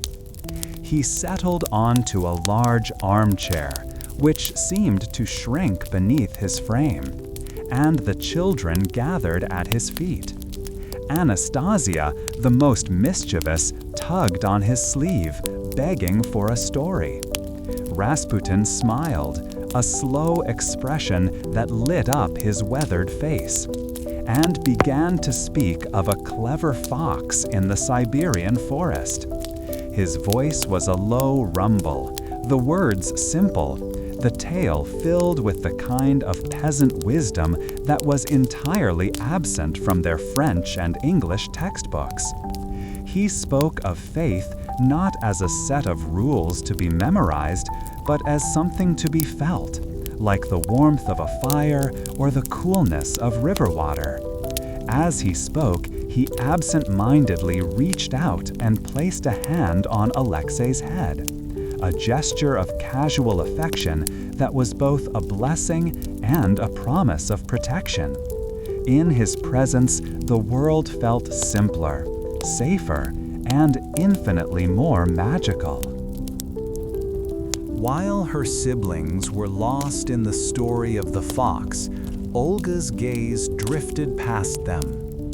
Through the doorway, she saw two household guards speaking in the hall, their voices too low to hear clearly, but their expressions were tight and worried. One of them shook his head slowly, his eyes flicking for a moment toward the playroom before he turned away. A governess hurried past, her face pale, and she refused to meet Olga's eyes. These were small things, tiny cracks in the smooth surface of their daily lives, but she was old enough to notice them now. She felt a strange disconnect between the warmth and laughter in the room and the anxious quiet that seemed to be gathering just outside of it.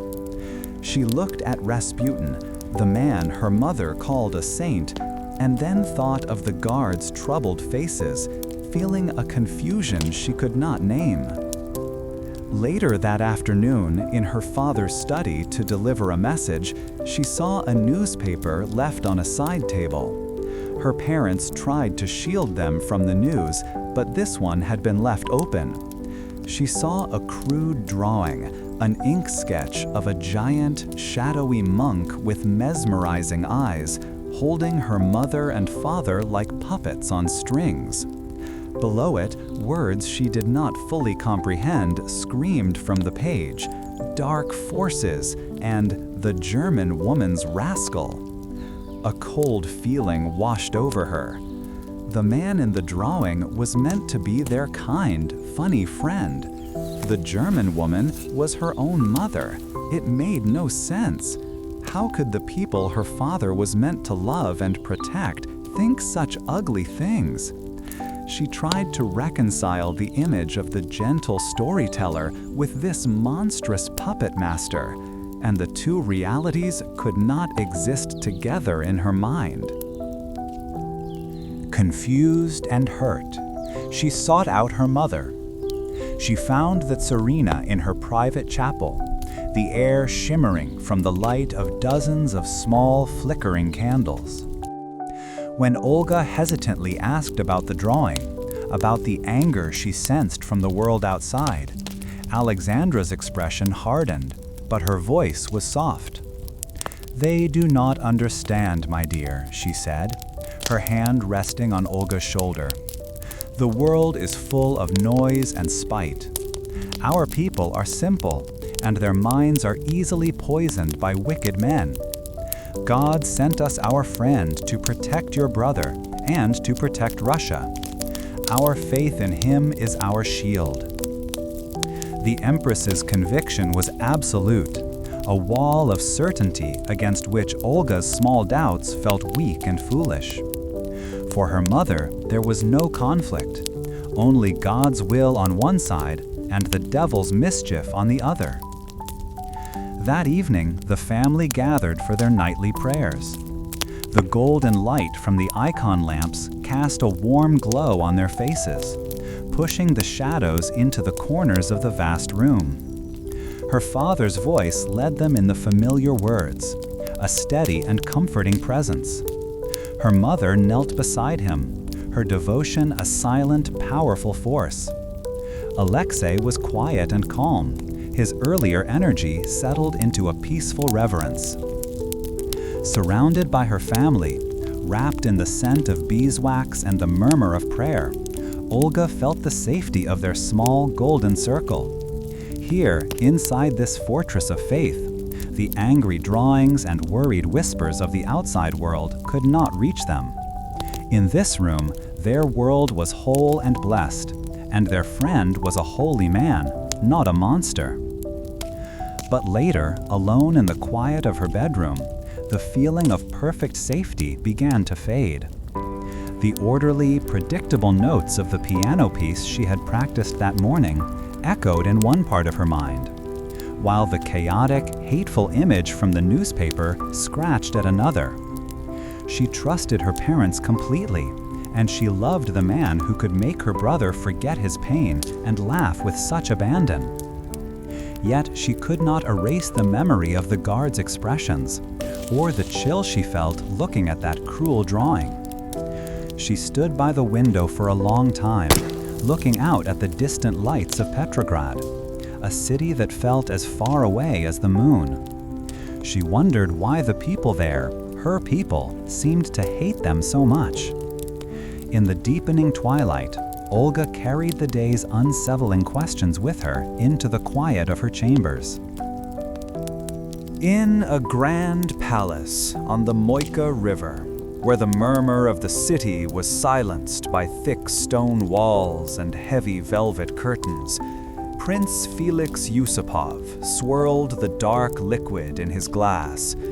The French brandy, a gift from an allied diplomat, was the finest in Petrograd, yet its rich taste did nothing to calm the tremor he felt deep in his hands. He watched the light from the gas lamps catch the facets of the crystal, fracturing the reflection of the room into 1,000 pieces. It felt like an image of Russia itself, a beautiful, brilliant thing, breaking apart before his very eyes. The silence in the study was a heavy blanket, disturbed only by the quiet hiss of the lamps and the distant, rhythmic ticking of a clock in the hall, each tick marking another moment the nation slipped further into chaos.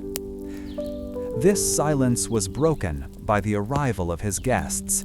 First came Vladimir Purishkevich, a politician from the Duma, whose movements were as sharp and direct as his speeches.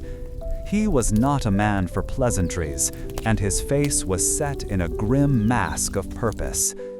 Following him was the Grand Duke Dmitri Pavlovich, a cousin to the Tsar himself. The presence of imperial blood in the room changed the nature of their gathering from mere dissent into something far more dangerous. They took their seats in the heavy leather chairs arranged around a polished mahogany table, the surface so reflective it seemed to hold a dark, distorted version of the men gathered there. No one spoke of the weather or of society gossip. The reason for their meeting was an unspoken understanding that filled the space between them. For a long while, they spoke in coded terms, their conversations circling the true subject like cautious wolves. They spoke of the endless lists of casualties from the front, of the shortages in the city that left people queuing for bread in the biting cold, and of the constant shuffle of ministers. Competent men were dismissed, replaced by fools and flatterers, each appointment more baffling than the last. With every new name, every disastrous policy, their conversation inevitably returned to the source of the rot. It was a single name, whispered with a mixture of disgust and disbelief. Rasputin, the Siberian peasant, the holy man, the shadow who had grown so large it now eclipsed the throne itself. It was Purishkevich who finally tore the veil from their words. He set his glass down with a sharp crack that made the others flinch. "Gentlemen," he began, his voice low but carrying the force of his parliamentary speeches, "we speak of symptoms. We speak of the fever, but not the disease. As long as that man whispers his poison into the ear of the Empress, nothing will change. Men will continue to die for nothing. The people will starve, and Russia will be lost." He leaned forward, his eyes burning with a cold fire. "To save the motherland, to save the very monarchy we are sworn to serve, the disease must be cut out." The word hung in the air, unspoken but perfectly understood by all. A new kind of quiet descended upon the room, different from the one that had preceded it. This was the silence of a line being crossed, a thought once unthinkable, now given voice. Prince Yusupov traced the rim of his glass, his mind racing. He thought of his duty to his country and his loyalty to the Tsar. For months, he had struggled with the question of how those two loyalties could be reconciled when the Tsar's own actions, guided by his wife and her bizarre prophet, were leading the country to ruin. The path Purishkevich proposed was treason, It was murder. But was it not also the highest form of patriotism? He felt a strange and unsettling clarity begin to form in his mind. Grand Duke Dmitri, who had been silent until now, finally spoke, his voice barely a whisper. The Empress, she will never forgive it. She believes he is sent from God. His words highlighted the immense risk they were contemplating. This was not just an attack on a peasant mystic. It was a direct challenge to the will of the Empress, a sacred authority. They would be defying the very power structure they claimed to be saving. Their enemies would not just be the Akhrana, the Tsar's secret police who were known to be everywhere, but the Empress herself, whose protection of Rasputin was absolute and unwavering. To act against him was to act against her, and by extension, the Tsar. Pokrovskoye slammed his fist on the polished mahogany table, and the sound cracked through the quiet room like a gunshot. Then, the monarchy is a suicide pact. Are we to stand by and watch it burn to the ground out of loyalty to one woman's delusion? His face was flushed, his conviction absolute. History will not ask if we were loyal to her whims. It will ask if we were loyal to Russia. I say our duty is to Russia. If the Tsar cannot see the precipice he stands on, then we must pull him back, even if he kicks and screams. The force of his declaration seemed to settle the matter, burning away the last remnants of doubt. They looked at each other then, a silent pact passing between the three men. The flickering gaslights cast long, dancing shadows on their determined faces, making them look like figures from some old tragic play.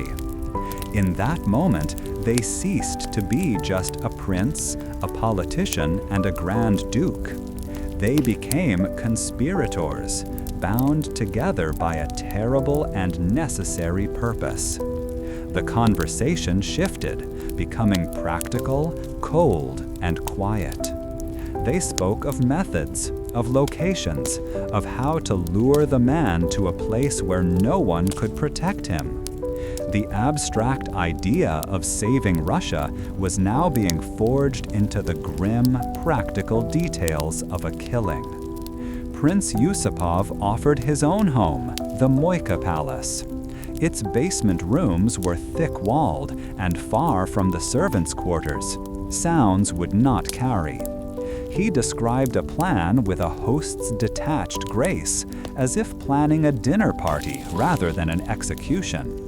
He would invite Rasputin for a late evening, promising the company of his beautiful wife, a temptation the peasant would surely not resist. The details spilled out: cakes, wine, a gramophone to play music that would cover any unwanted noise.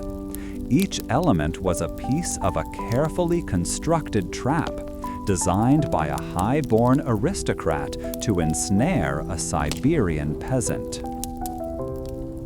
As the night wore on, the initial fervor gave way to a cold resolve.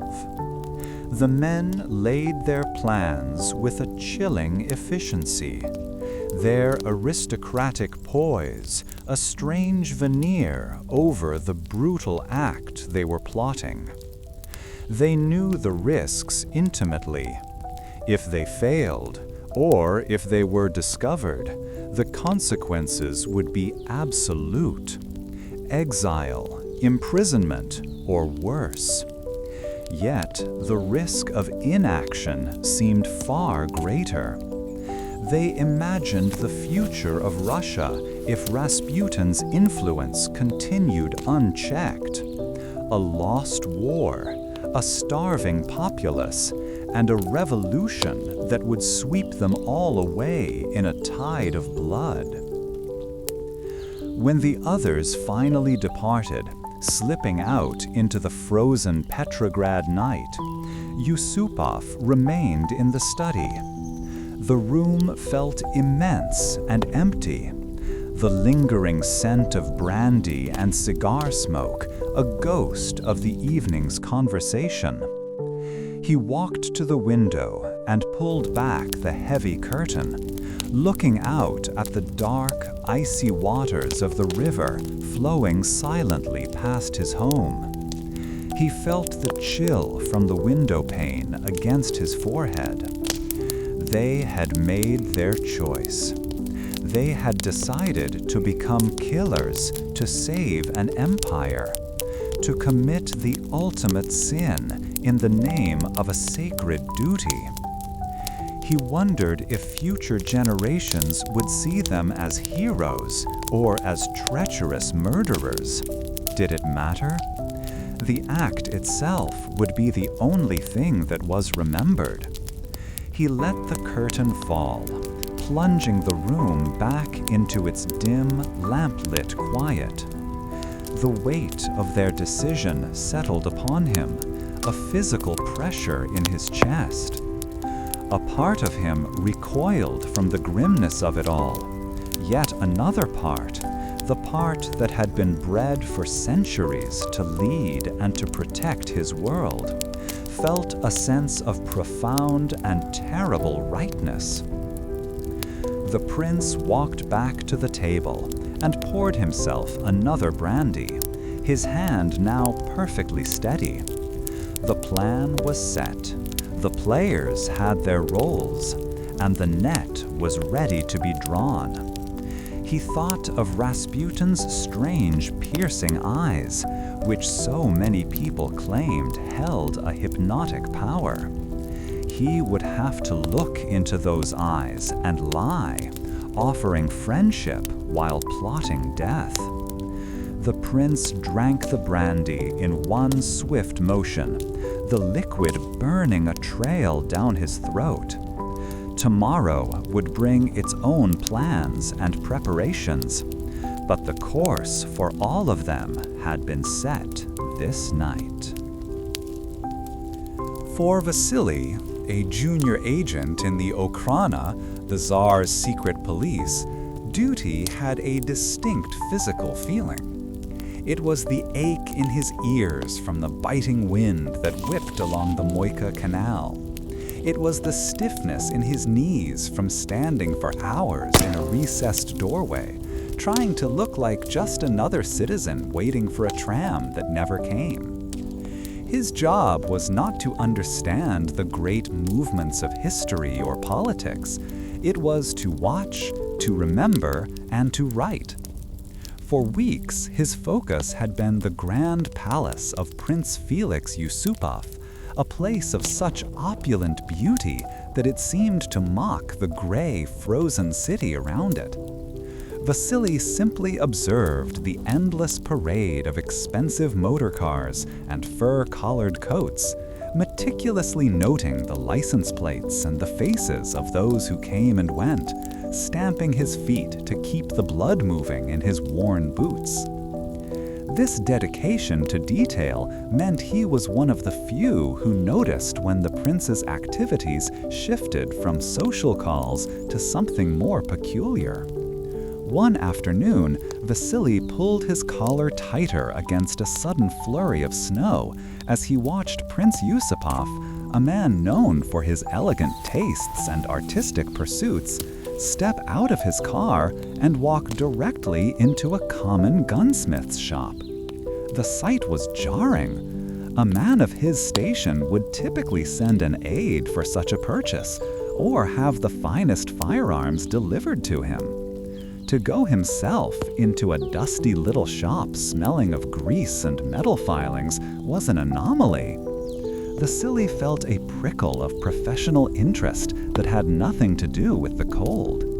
He waited, his gaze fixed, until the prince emerged 20 minutes later, his hands empty, but his posture straighter, more resolute.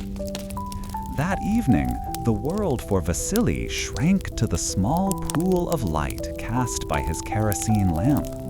The room was cold, and he could see his breath as he wrote. The scratching of his steel nib pen was the only sound, a tiny noise against the immense silence of the Petrograd night. He did not write of suspicions or theories. His report contained only facts, dry and unadorned. At 3:17 p.m., Subject A entered the firearm establishment of one Dmitri Volkov. At 3:37 p.m., Subject A departed. He listed the other visitors to the palace. The Grand Duke Dmitri Pavlovich, a cousin to the Tsar, and the fiery politician Vladimir Purishkevich, a man whose speeches in the Duma were famous for their ferocity. He wrote it all down, blotted the ink carefully, and sealed the report, a small piece of a puzzle he could not see. His report, like dozens of others, began its slow journey through the city's bureaucracy. It landed on the desk of a senior officer, a man weary from years of navigating the treacherous currents of the court. He read Vasily's neat script, his brow furrowing slightly at the mention of the gun shop. Yet the names involved gave him pause. Prince Yusupov was married to the Tsar's own niece. The Grand Duke was practically family. To launch a serious investigation into such men based on the report of a junior agent was a career-ending risk. The officer made a decision born of caution, filing the report under ongoing social monitoring rather than urgent threat assessment.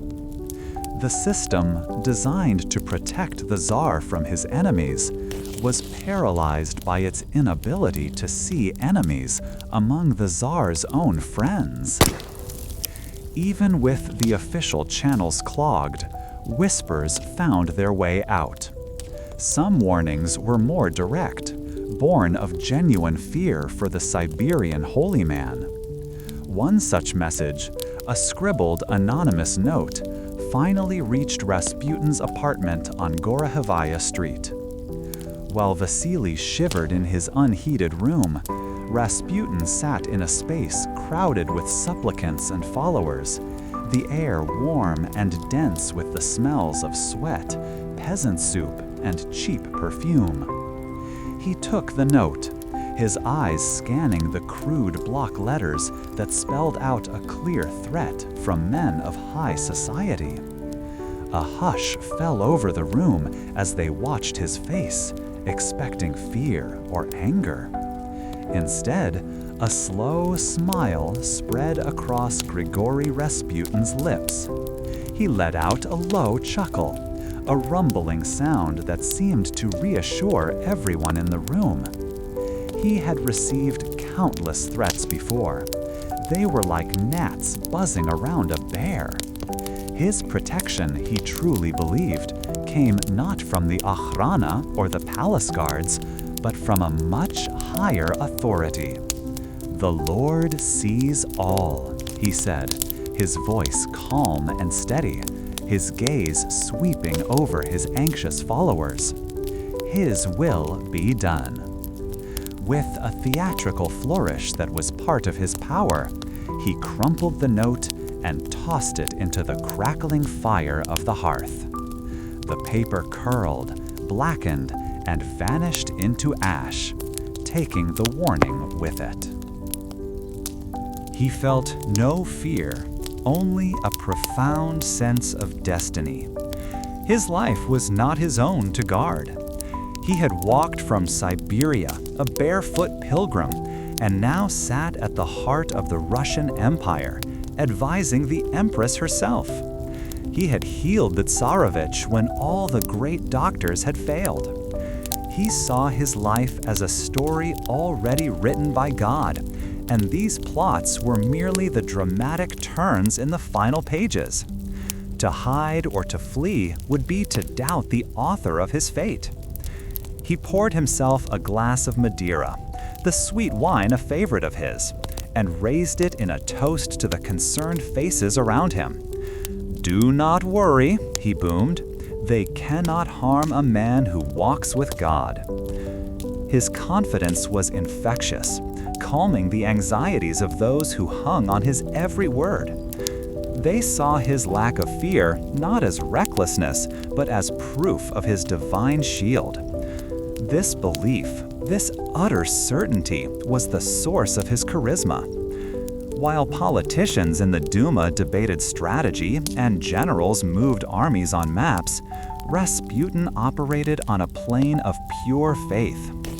It was the same faith that had drawn the desperate empress to him, a simple, powerful belief that was immune to logic, evidence, or the frantic warnings of a secret police force that could no longer protect its own purpose. The machine of state was failing, its gears stripped by corruption and incompetence. While Rasputin dismissed the threat, Vasily filed his next report. He had followed Purishkevich to a late-night meeting at the Yusupov Palace.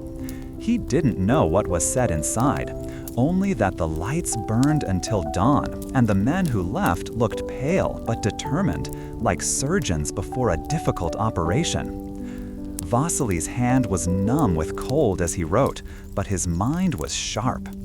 He felt a change in the rhythm of the city, a tension in the air that was more than just the coming of deep winter.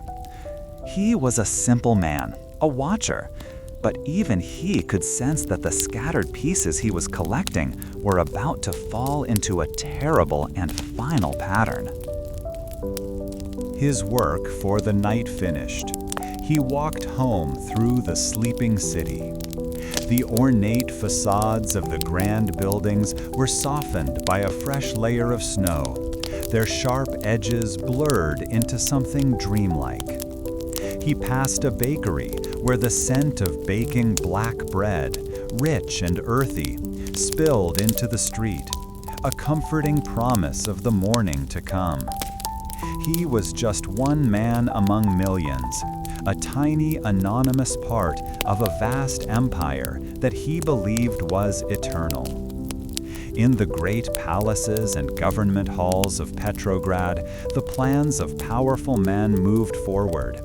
But down on the frozen streets, the familiar sounds of life, a distant train whistle, the lonely bark of a dog, continued their ancient, unknowing rhythm. Prince Felix Yusupov stood alone in the basement room of his Moika palace, a space he had transformed into an elegant, civilized trap. The silence down here was profound, deliberately crafted, with thick walls and heavy doors to swallow sound. It was so complete that he could hear the faint whisper of the silk lining of his own coat as he shifted his weight. A small ornate clock on the mantelpiece seemed to shout with each tick, marking the agonizingly slow passage of time. He ran a hand over his brow and was irritated to find it damp, despite the chill that seeped from the granite walls. He had rehearsed the evening sequence of events a dozen times in his mind, a clean and necessary procedure to excise a cancer from the heart of Russia. Yet now, with the stage set, his body betrayed him with a tremor in his hands he could not still. He adjusted a silver platter of small pink cakes, each one carefully injected with enough cyanide to fell a horse. Beside it, several bottles of Rasputin's favorite Madeira wine stood waiting, their deep amber liquid also laced with the poison. He picked up one of the heavy crystal glasses, the facets cool and sharp against his clammy palm. The plan was born of cold logic and patriotic fury, discussed in hushed tones over brandy with the other conspirators. They were saving the Tsar from himself, saving the monarchy from the dark forces that had bewitched the Empress. It was a duty, a terrible but noble one. The words felt strong and true in a heated drawing room, but down here, in the waiting silence, they felt thin and brittle, like old paper. The thought of pouring the wine, of watching the man drink it, sent a wave of nausea through him. A heavy tread on the staircase announced the guest's arrival. Yusupov forced his features into a mask of welcome, the muscles in his jaw aching from the effort. When Grigori Rasputin entered the room, he seemed to consume all the available space, his large frame and wild energy a stark contrast to the room's refined elegance. His peasant's tunic smelled faintly of earth and sweat, a scent that cut through the perfumed beeswax of the candles. Rasputin's eyes, those famous piercing eyes, scanned the room and then settled on Yusupov with an unnerving intensity. For a moment, Yusupov felt like a foolish boy playing a dangerous game. His fine clothes and aristocratic bearing no match for the raw, elemental force of the man before him. He offered a greeting, the words he had practiced sounding hollow and clumsy in his own ears. The carefully laid plan began to crumble almost immediately. Yusupov offered the pink cakes, praising the baker, his voice unnaturally high. Rasputin waved a dismissive hand. "Too sweet," he grumbled, his voice a low rumble. He walked around the room, touching the tapestries, running a rough finger along a polished wooden table, seemingly unimpressed. Yusupov's heart hammered against his ribs. He felt a desperate need to breathe more deeply, but a tightness in his chest prevented it. He moved to the wine, his hands shaking so much he had to steady one with the other as he uncorked a bottle. The sweet, heavy fragrance of the fortified wine, usually a pleasing aroma, now seemed cloying and foul. He poured a generous amount, the dark liquid swirling in the glass, and offered it. To his immense relief, Rasputin took the glass and drank it down in a few great gulps. Then he asked for another. Yusupov poured, watching, waiting for the first sign. A cough, a gasp, a clutching at the throat. But there was nothing. Rasputin drank glass after glass of the poisoned wine as if it were water, his voice growing louder and more boisterous. He began to tell stories of his village, his words slurring slightly from the alcohol, but not from any poison. The ticking of the clock grew louder and louder in Yusupov's ears, a frantic countdown to a failure he could not comprehend. An hour passed, then another. The Siberian peasant sat before him, perfectly alive, his constitution seemingly immune to the massive dose of poison dissolving in his veins. The conspirators waiting upstairs would be growing restless, their cold resolve melting into confusion and fear. Yusupov found himself caught in a strange, horrifying trance. He listened to Rasputin sing a mournful folk song, his deep voice filling the soundproofed room with a melody of the vast, open steppe. The entire situation felt unreal, a scene from a fever dream. The rational, calculated plot had dissolved into this bizarre, intimate performance. The man was supposed to be a simple, corrupt peasant, easily dispatched. But sitting here, watching him, Yusupov felt a flicker of the awe and terror that must have captivated the Empress. It was as if the normal rules of the world did not apply to this man. He wondered if the stories were true, if Rasputin truly possessed some unholy protection. The line between righteous executioner and common murderer was blurring in his mind, leaving only a cold, spreading dread. Excusing himself with a mumbled apology, Yusupov climbed the stairs, his legs feeling weak and unreliable.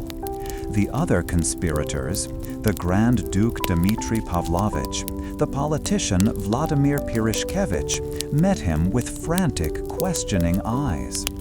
Their whispered conference was short and desperate. The poison had failed. There was only one option left. When Yusupov descended back into the basement, the cold, hard weight of a revolver was hidden in his pocket. He found Rasputin standing before a crucifix, his head bowed. The moment felt sacrilegious, a profound violation. Yusupov struggled to regain his composure, to push down the rising panic and remember his purpose: for Russia, for the Tsar. He asked Rasputin to look at the crucifix and say a prayer. As the peasant turned his back, Yusupov drew the weapon. The metal was frigid against his trembling fingers. He aimed for the man's back, his breath catching in his throat.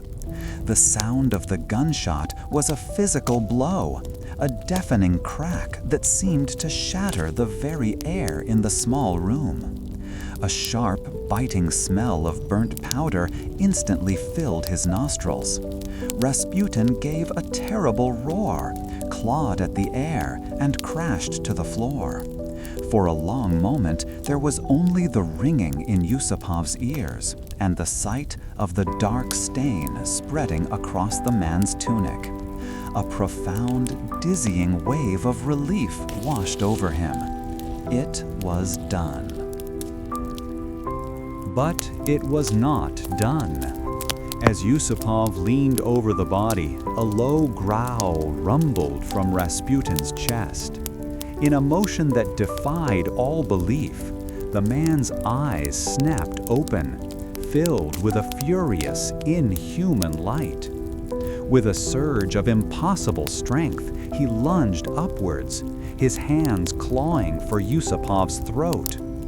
A scream lodged itself in Yusupov's own throat as he scrambled backward, falling over a chair. The man he had just shot, the man who should be dead, was crawling across the floor toward him, roaring his name. The elegant basement room had transformed into a scene of primal horror. The carefully constructed logic of their plot had shattered, replaced by a terrifying struggle against a will to live that seemed to defy death itself. The other conspirators, hearing the shot and the scream, burst into the room. They found a scene of chaos.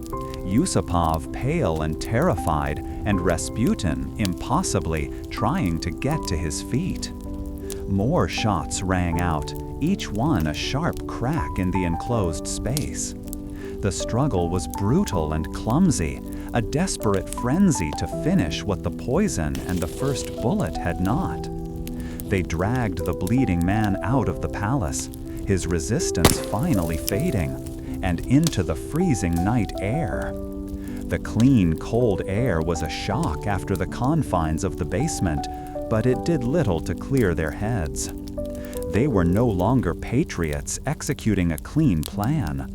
They were panicked men, covered in blood, trying to dispose of a body that had refused to die. The drive to the Malaya Nevka River was a blur of darkness and fear. The city was silent, asleep under a blanket of fresh snow. They found a spot on a remote bridge where the ice had been broken. The effort of lifting the heavy body made their lungs burn, their ragged breaths turning to white clouds in the frigid air. There was no ceremony, no final words of justification. There was only the grim, physical labor of their task. They pushed the body through the hole in the ice. For a single moment, it was visible in the dark, swirling water below, and then it was gone, consumed by the river. They stood there, panting, their fine coats stained, their aristocratic hands raw from the cold and the work. Slow pace.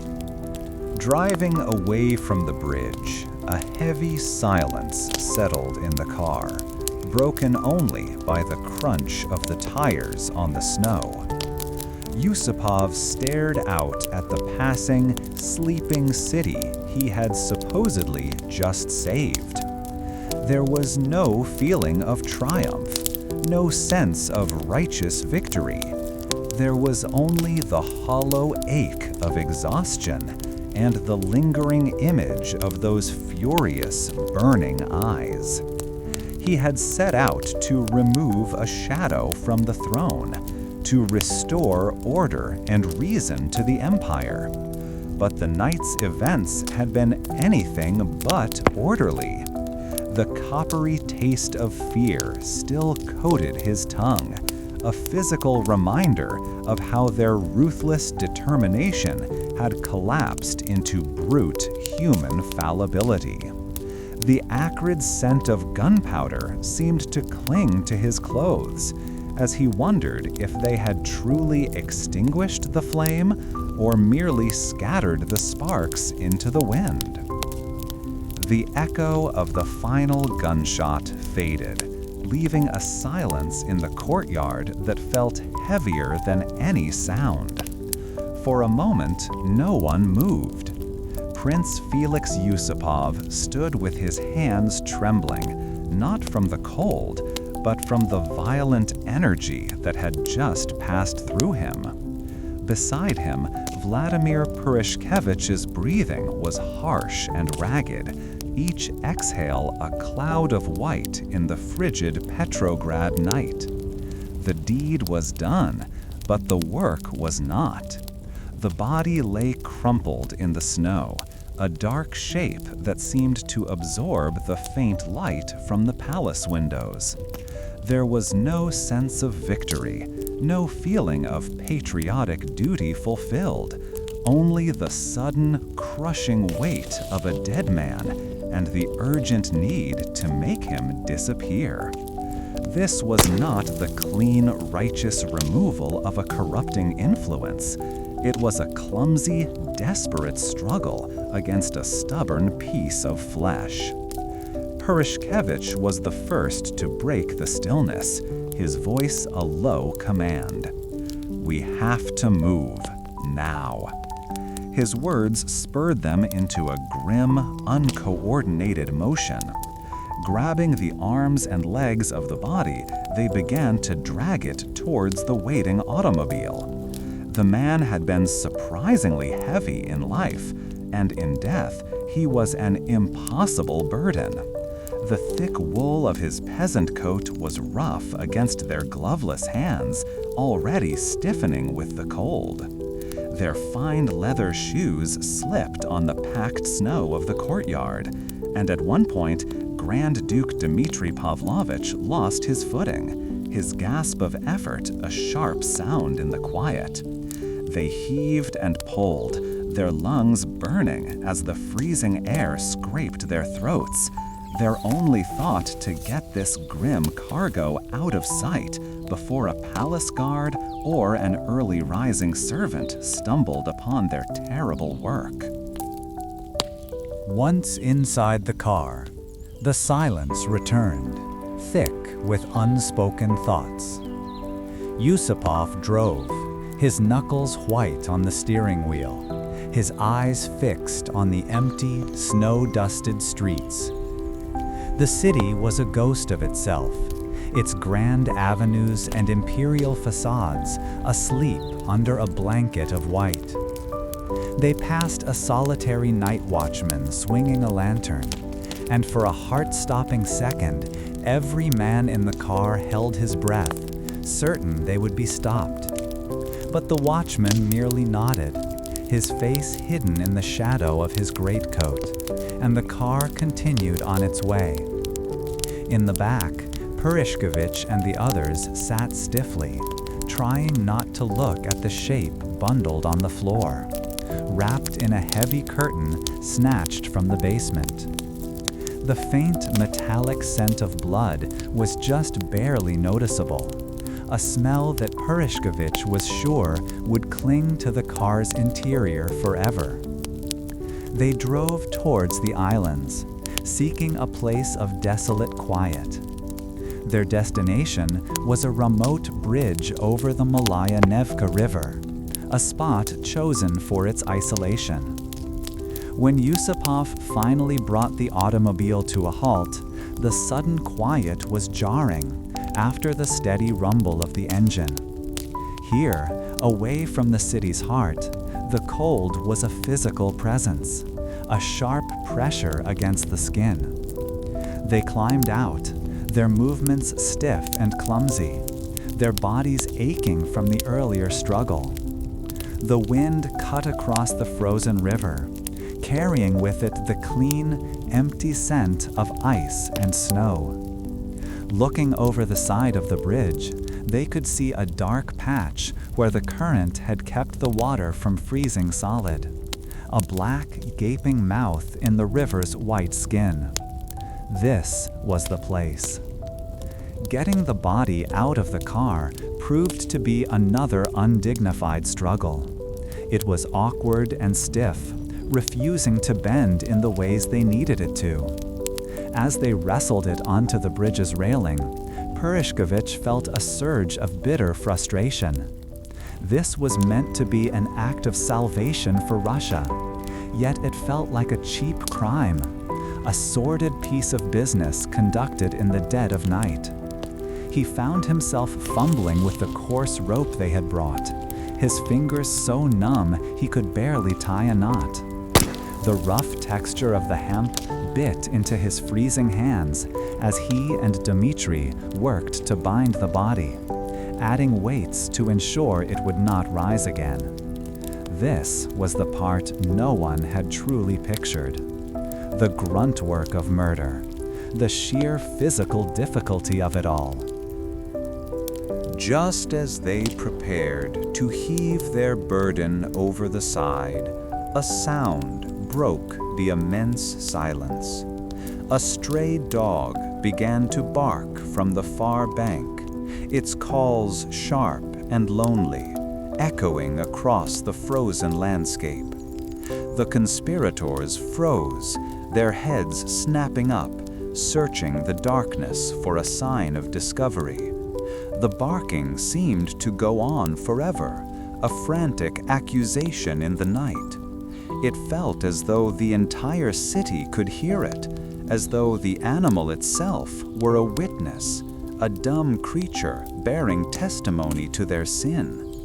The sound frayed their already shattered nerves, transforming their grim determination into raw panic.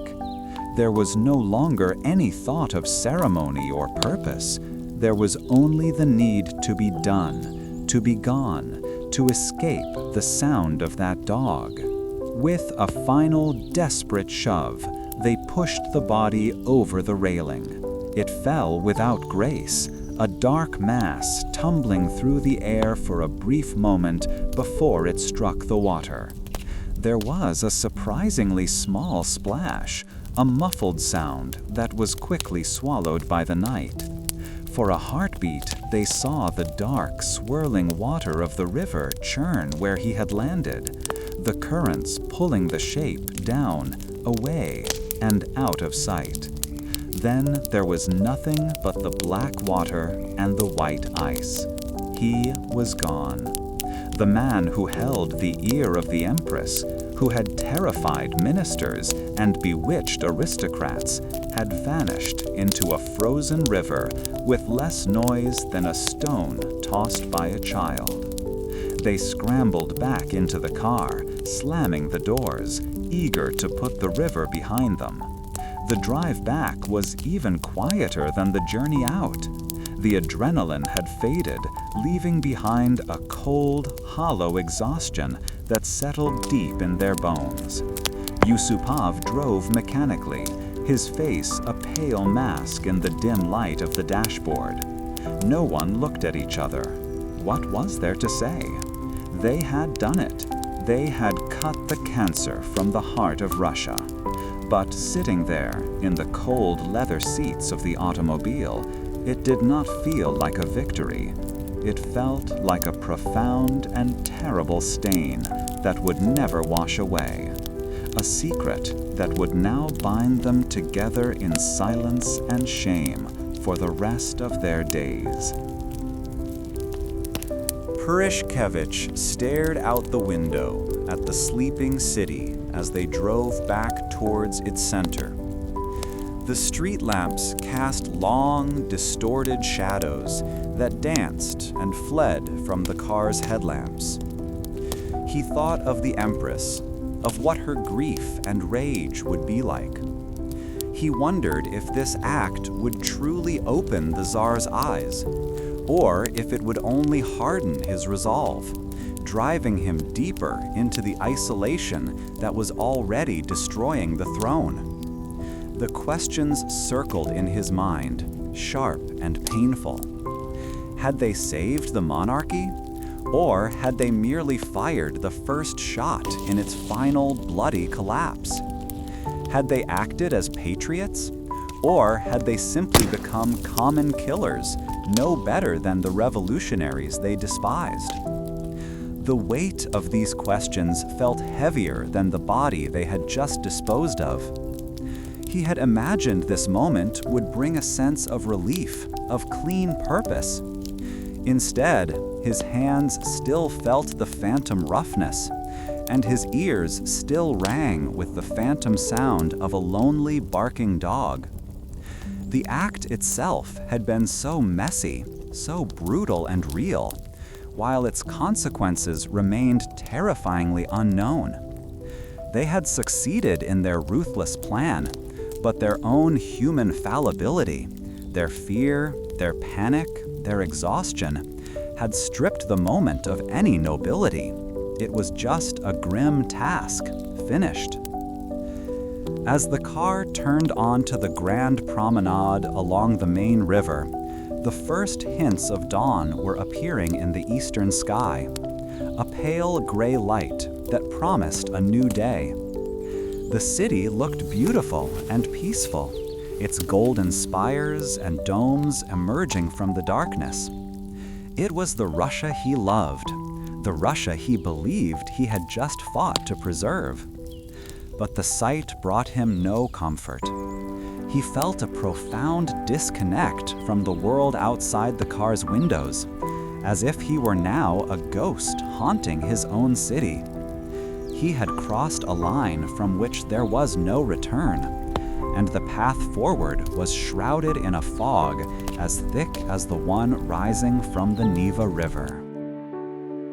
He closed his eyes, trying to force the image of the dark water from his mind. He wanted to feel like a hero, a savior of the nation. Instead, he felt only a deep, abiding weariness. He had looked into the abyss to fight a monster, and he now had to wonder what part of that abyss he had brought back with him. The silence in the car was no longer just the absence of words. It was the presence of a shared, unspoken dread about what they had truly unleashed upon themselves and upon the country they had intended to save. Driving through the waking streets of Petrograd, Purishkevich could almost forget the chilling weight of the secret they now carried in the dark chambers of their hearts. Almost. The memory of the cold water, however, was a current that would pull at him for the rest of his days. A silent reminder of the night a mad monk was sent to the bottom of a frozen river, and of the men who had put him there, hoping it would be enough. The crunch of broken glass was the only sound that followed Mikhail through the great double doors. Under the worn leather of his boots, the tiny fragments skittered across the polished parquet floor, a sharp, grating noise in the vast silence of the Tsar's former study. Just weeks before, this room had been the heart of an empire that stretched across 2 continents. Now it was a hollow shell, its grandeur violated by the hurried passage of history. A cold draft snaked its way from a shattered window pane, making him pull his thin coat tighter around his shoulders. He had walked past guards in red armbands, men whose faces were a mixture of triumph and bewilderment, to see this place for himself, to stand where the autocrat had stood. This room felt less like the center of power and more like the scene of a frantic escape. Papers with the imperial double-headed eagle were scattered everywhere, their neat calligraphy detailing troop movements and grain shipments now just part of the general debris. An ornate chair lay on its side, its silk upholstery torn. Mikhail nudged it with his foot, the gilded wood surprisingly light. He had spent years in secret meetings, whispering of revolution in cramped, candle-lit rooms that smelled of cheap tobacco and damp wool. In those rooms, they had imagined the fall of the Romanovs as a single mighty crash. The reality was quieter, more pathetic, a slow, crumbling decay that had reached its end not with a bang, but with the quiet turning of a lock on a palace door. His eyes fell upon a silver frame lying face down near the grand mahogany desk. He bent down and picked it up, the metal cold against his fingertips. Turning it over, he saw the faces of the former Tsar and his family, captured in a moment of placid calm.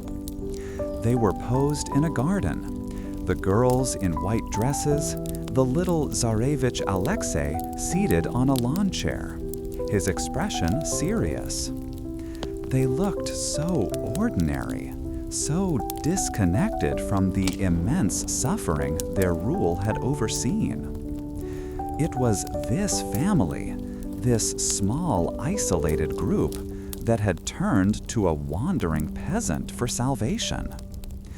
Thinking of it now, Mikhail felt a wave of disbelief, the same feeling he'd had when first hearing the stories whispered on the streets of Petrograd. Those stories had been a potent fuel for the people's anger.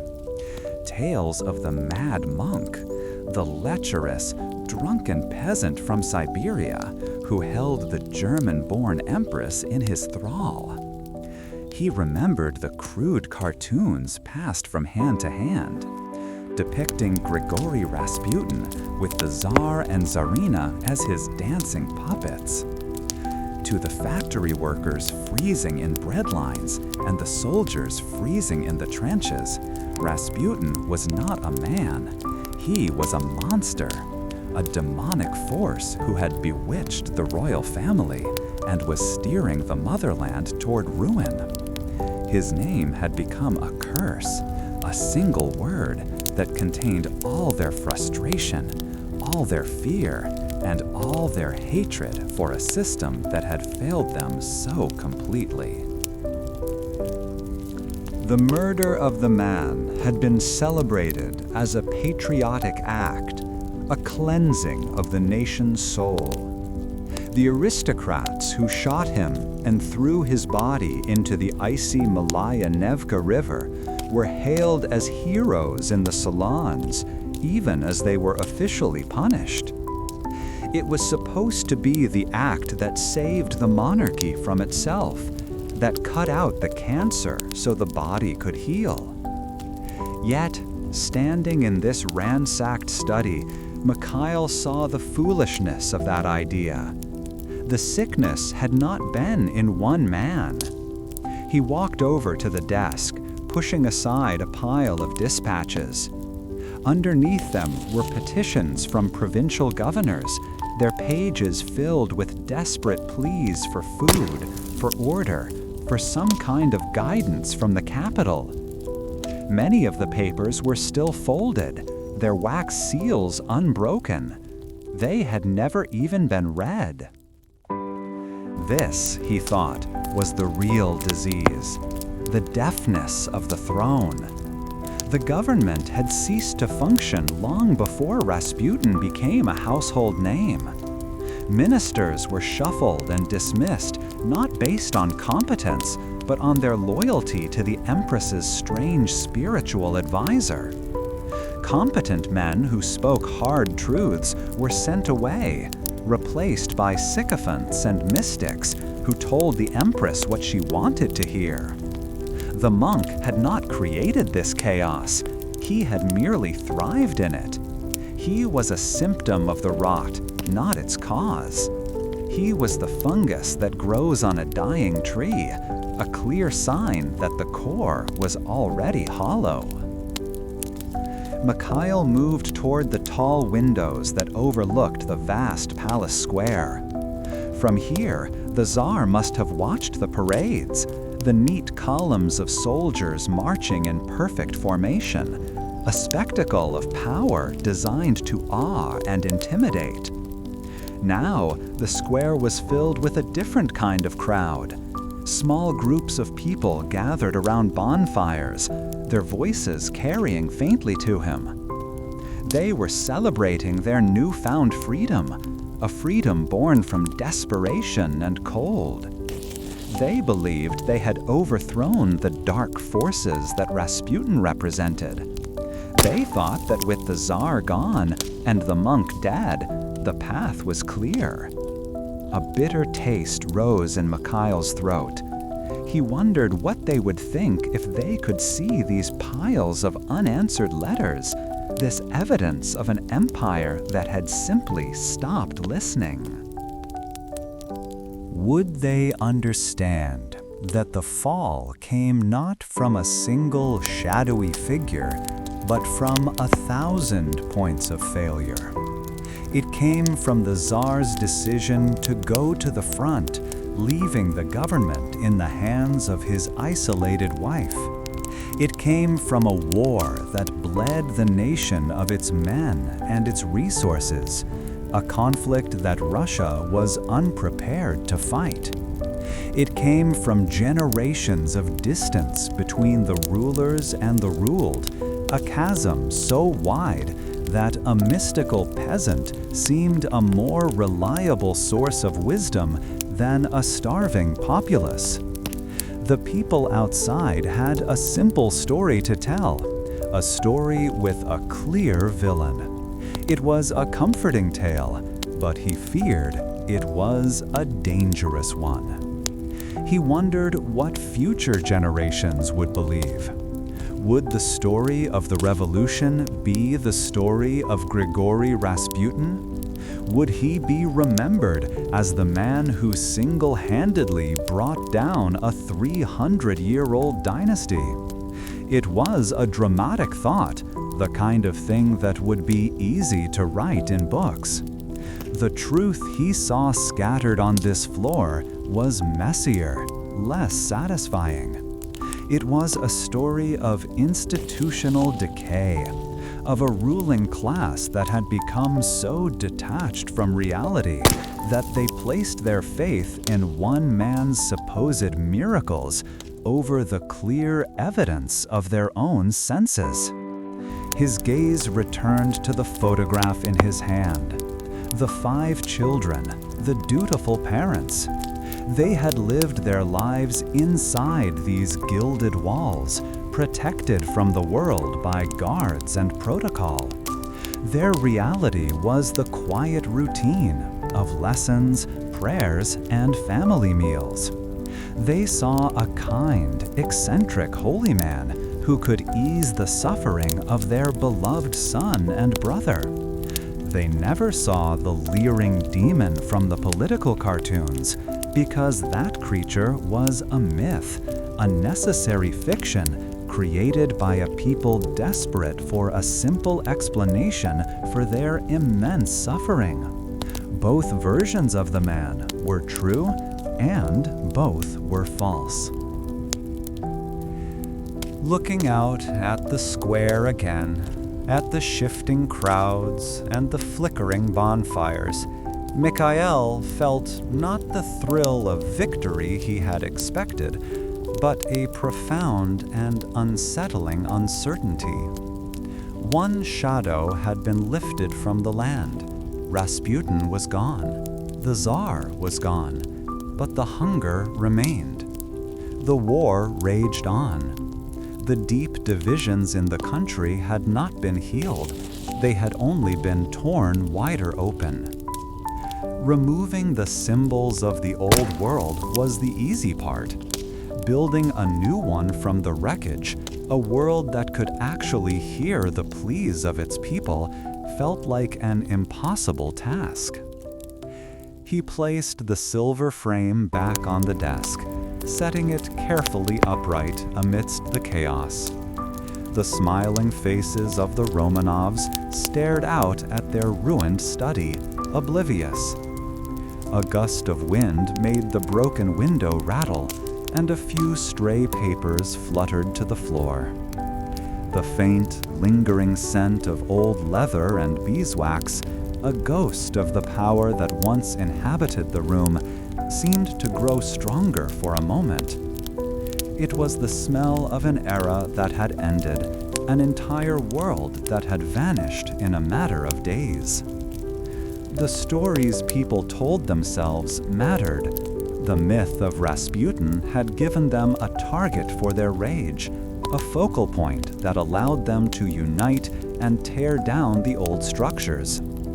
But Mikhail now feared that same myth would blind them to the true, complex problems that lay ahead.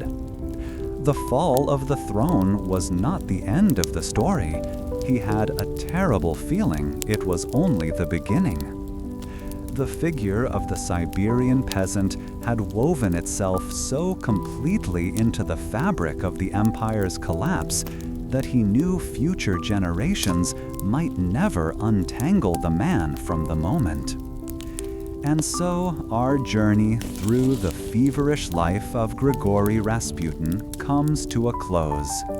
The whispers in the gilded halls of the Winter Palace have now fallen silent, and the frantic energy that once surrounded the Romanov court has finally dissipated. The man at the center of so much imperial intrigue ultimately met the profound stillness of the Neva River, a final, quiet end to a tumultuous existence.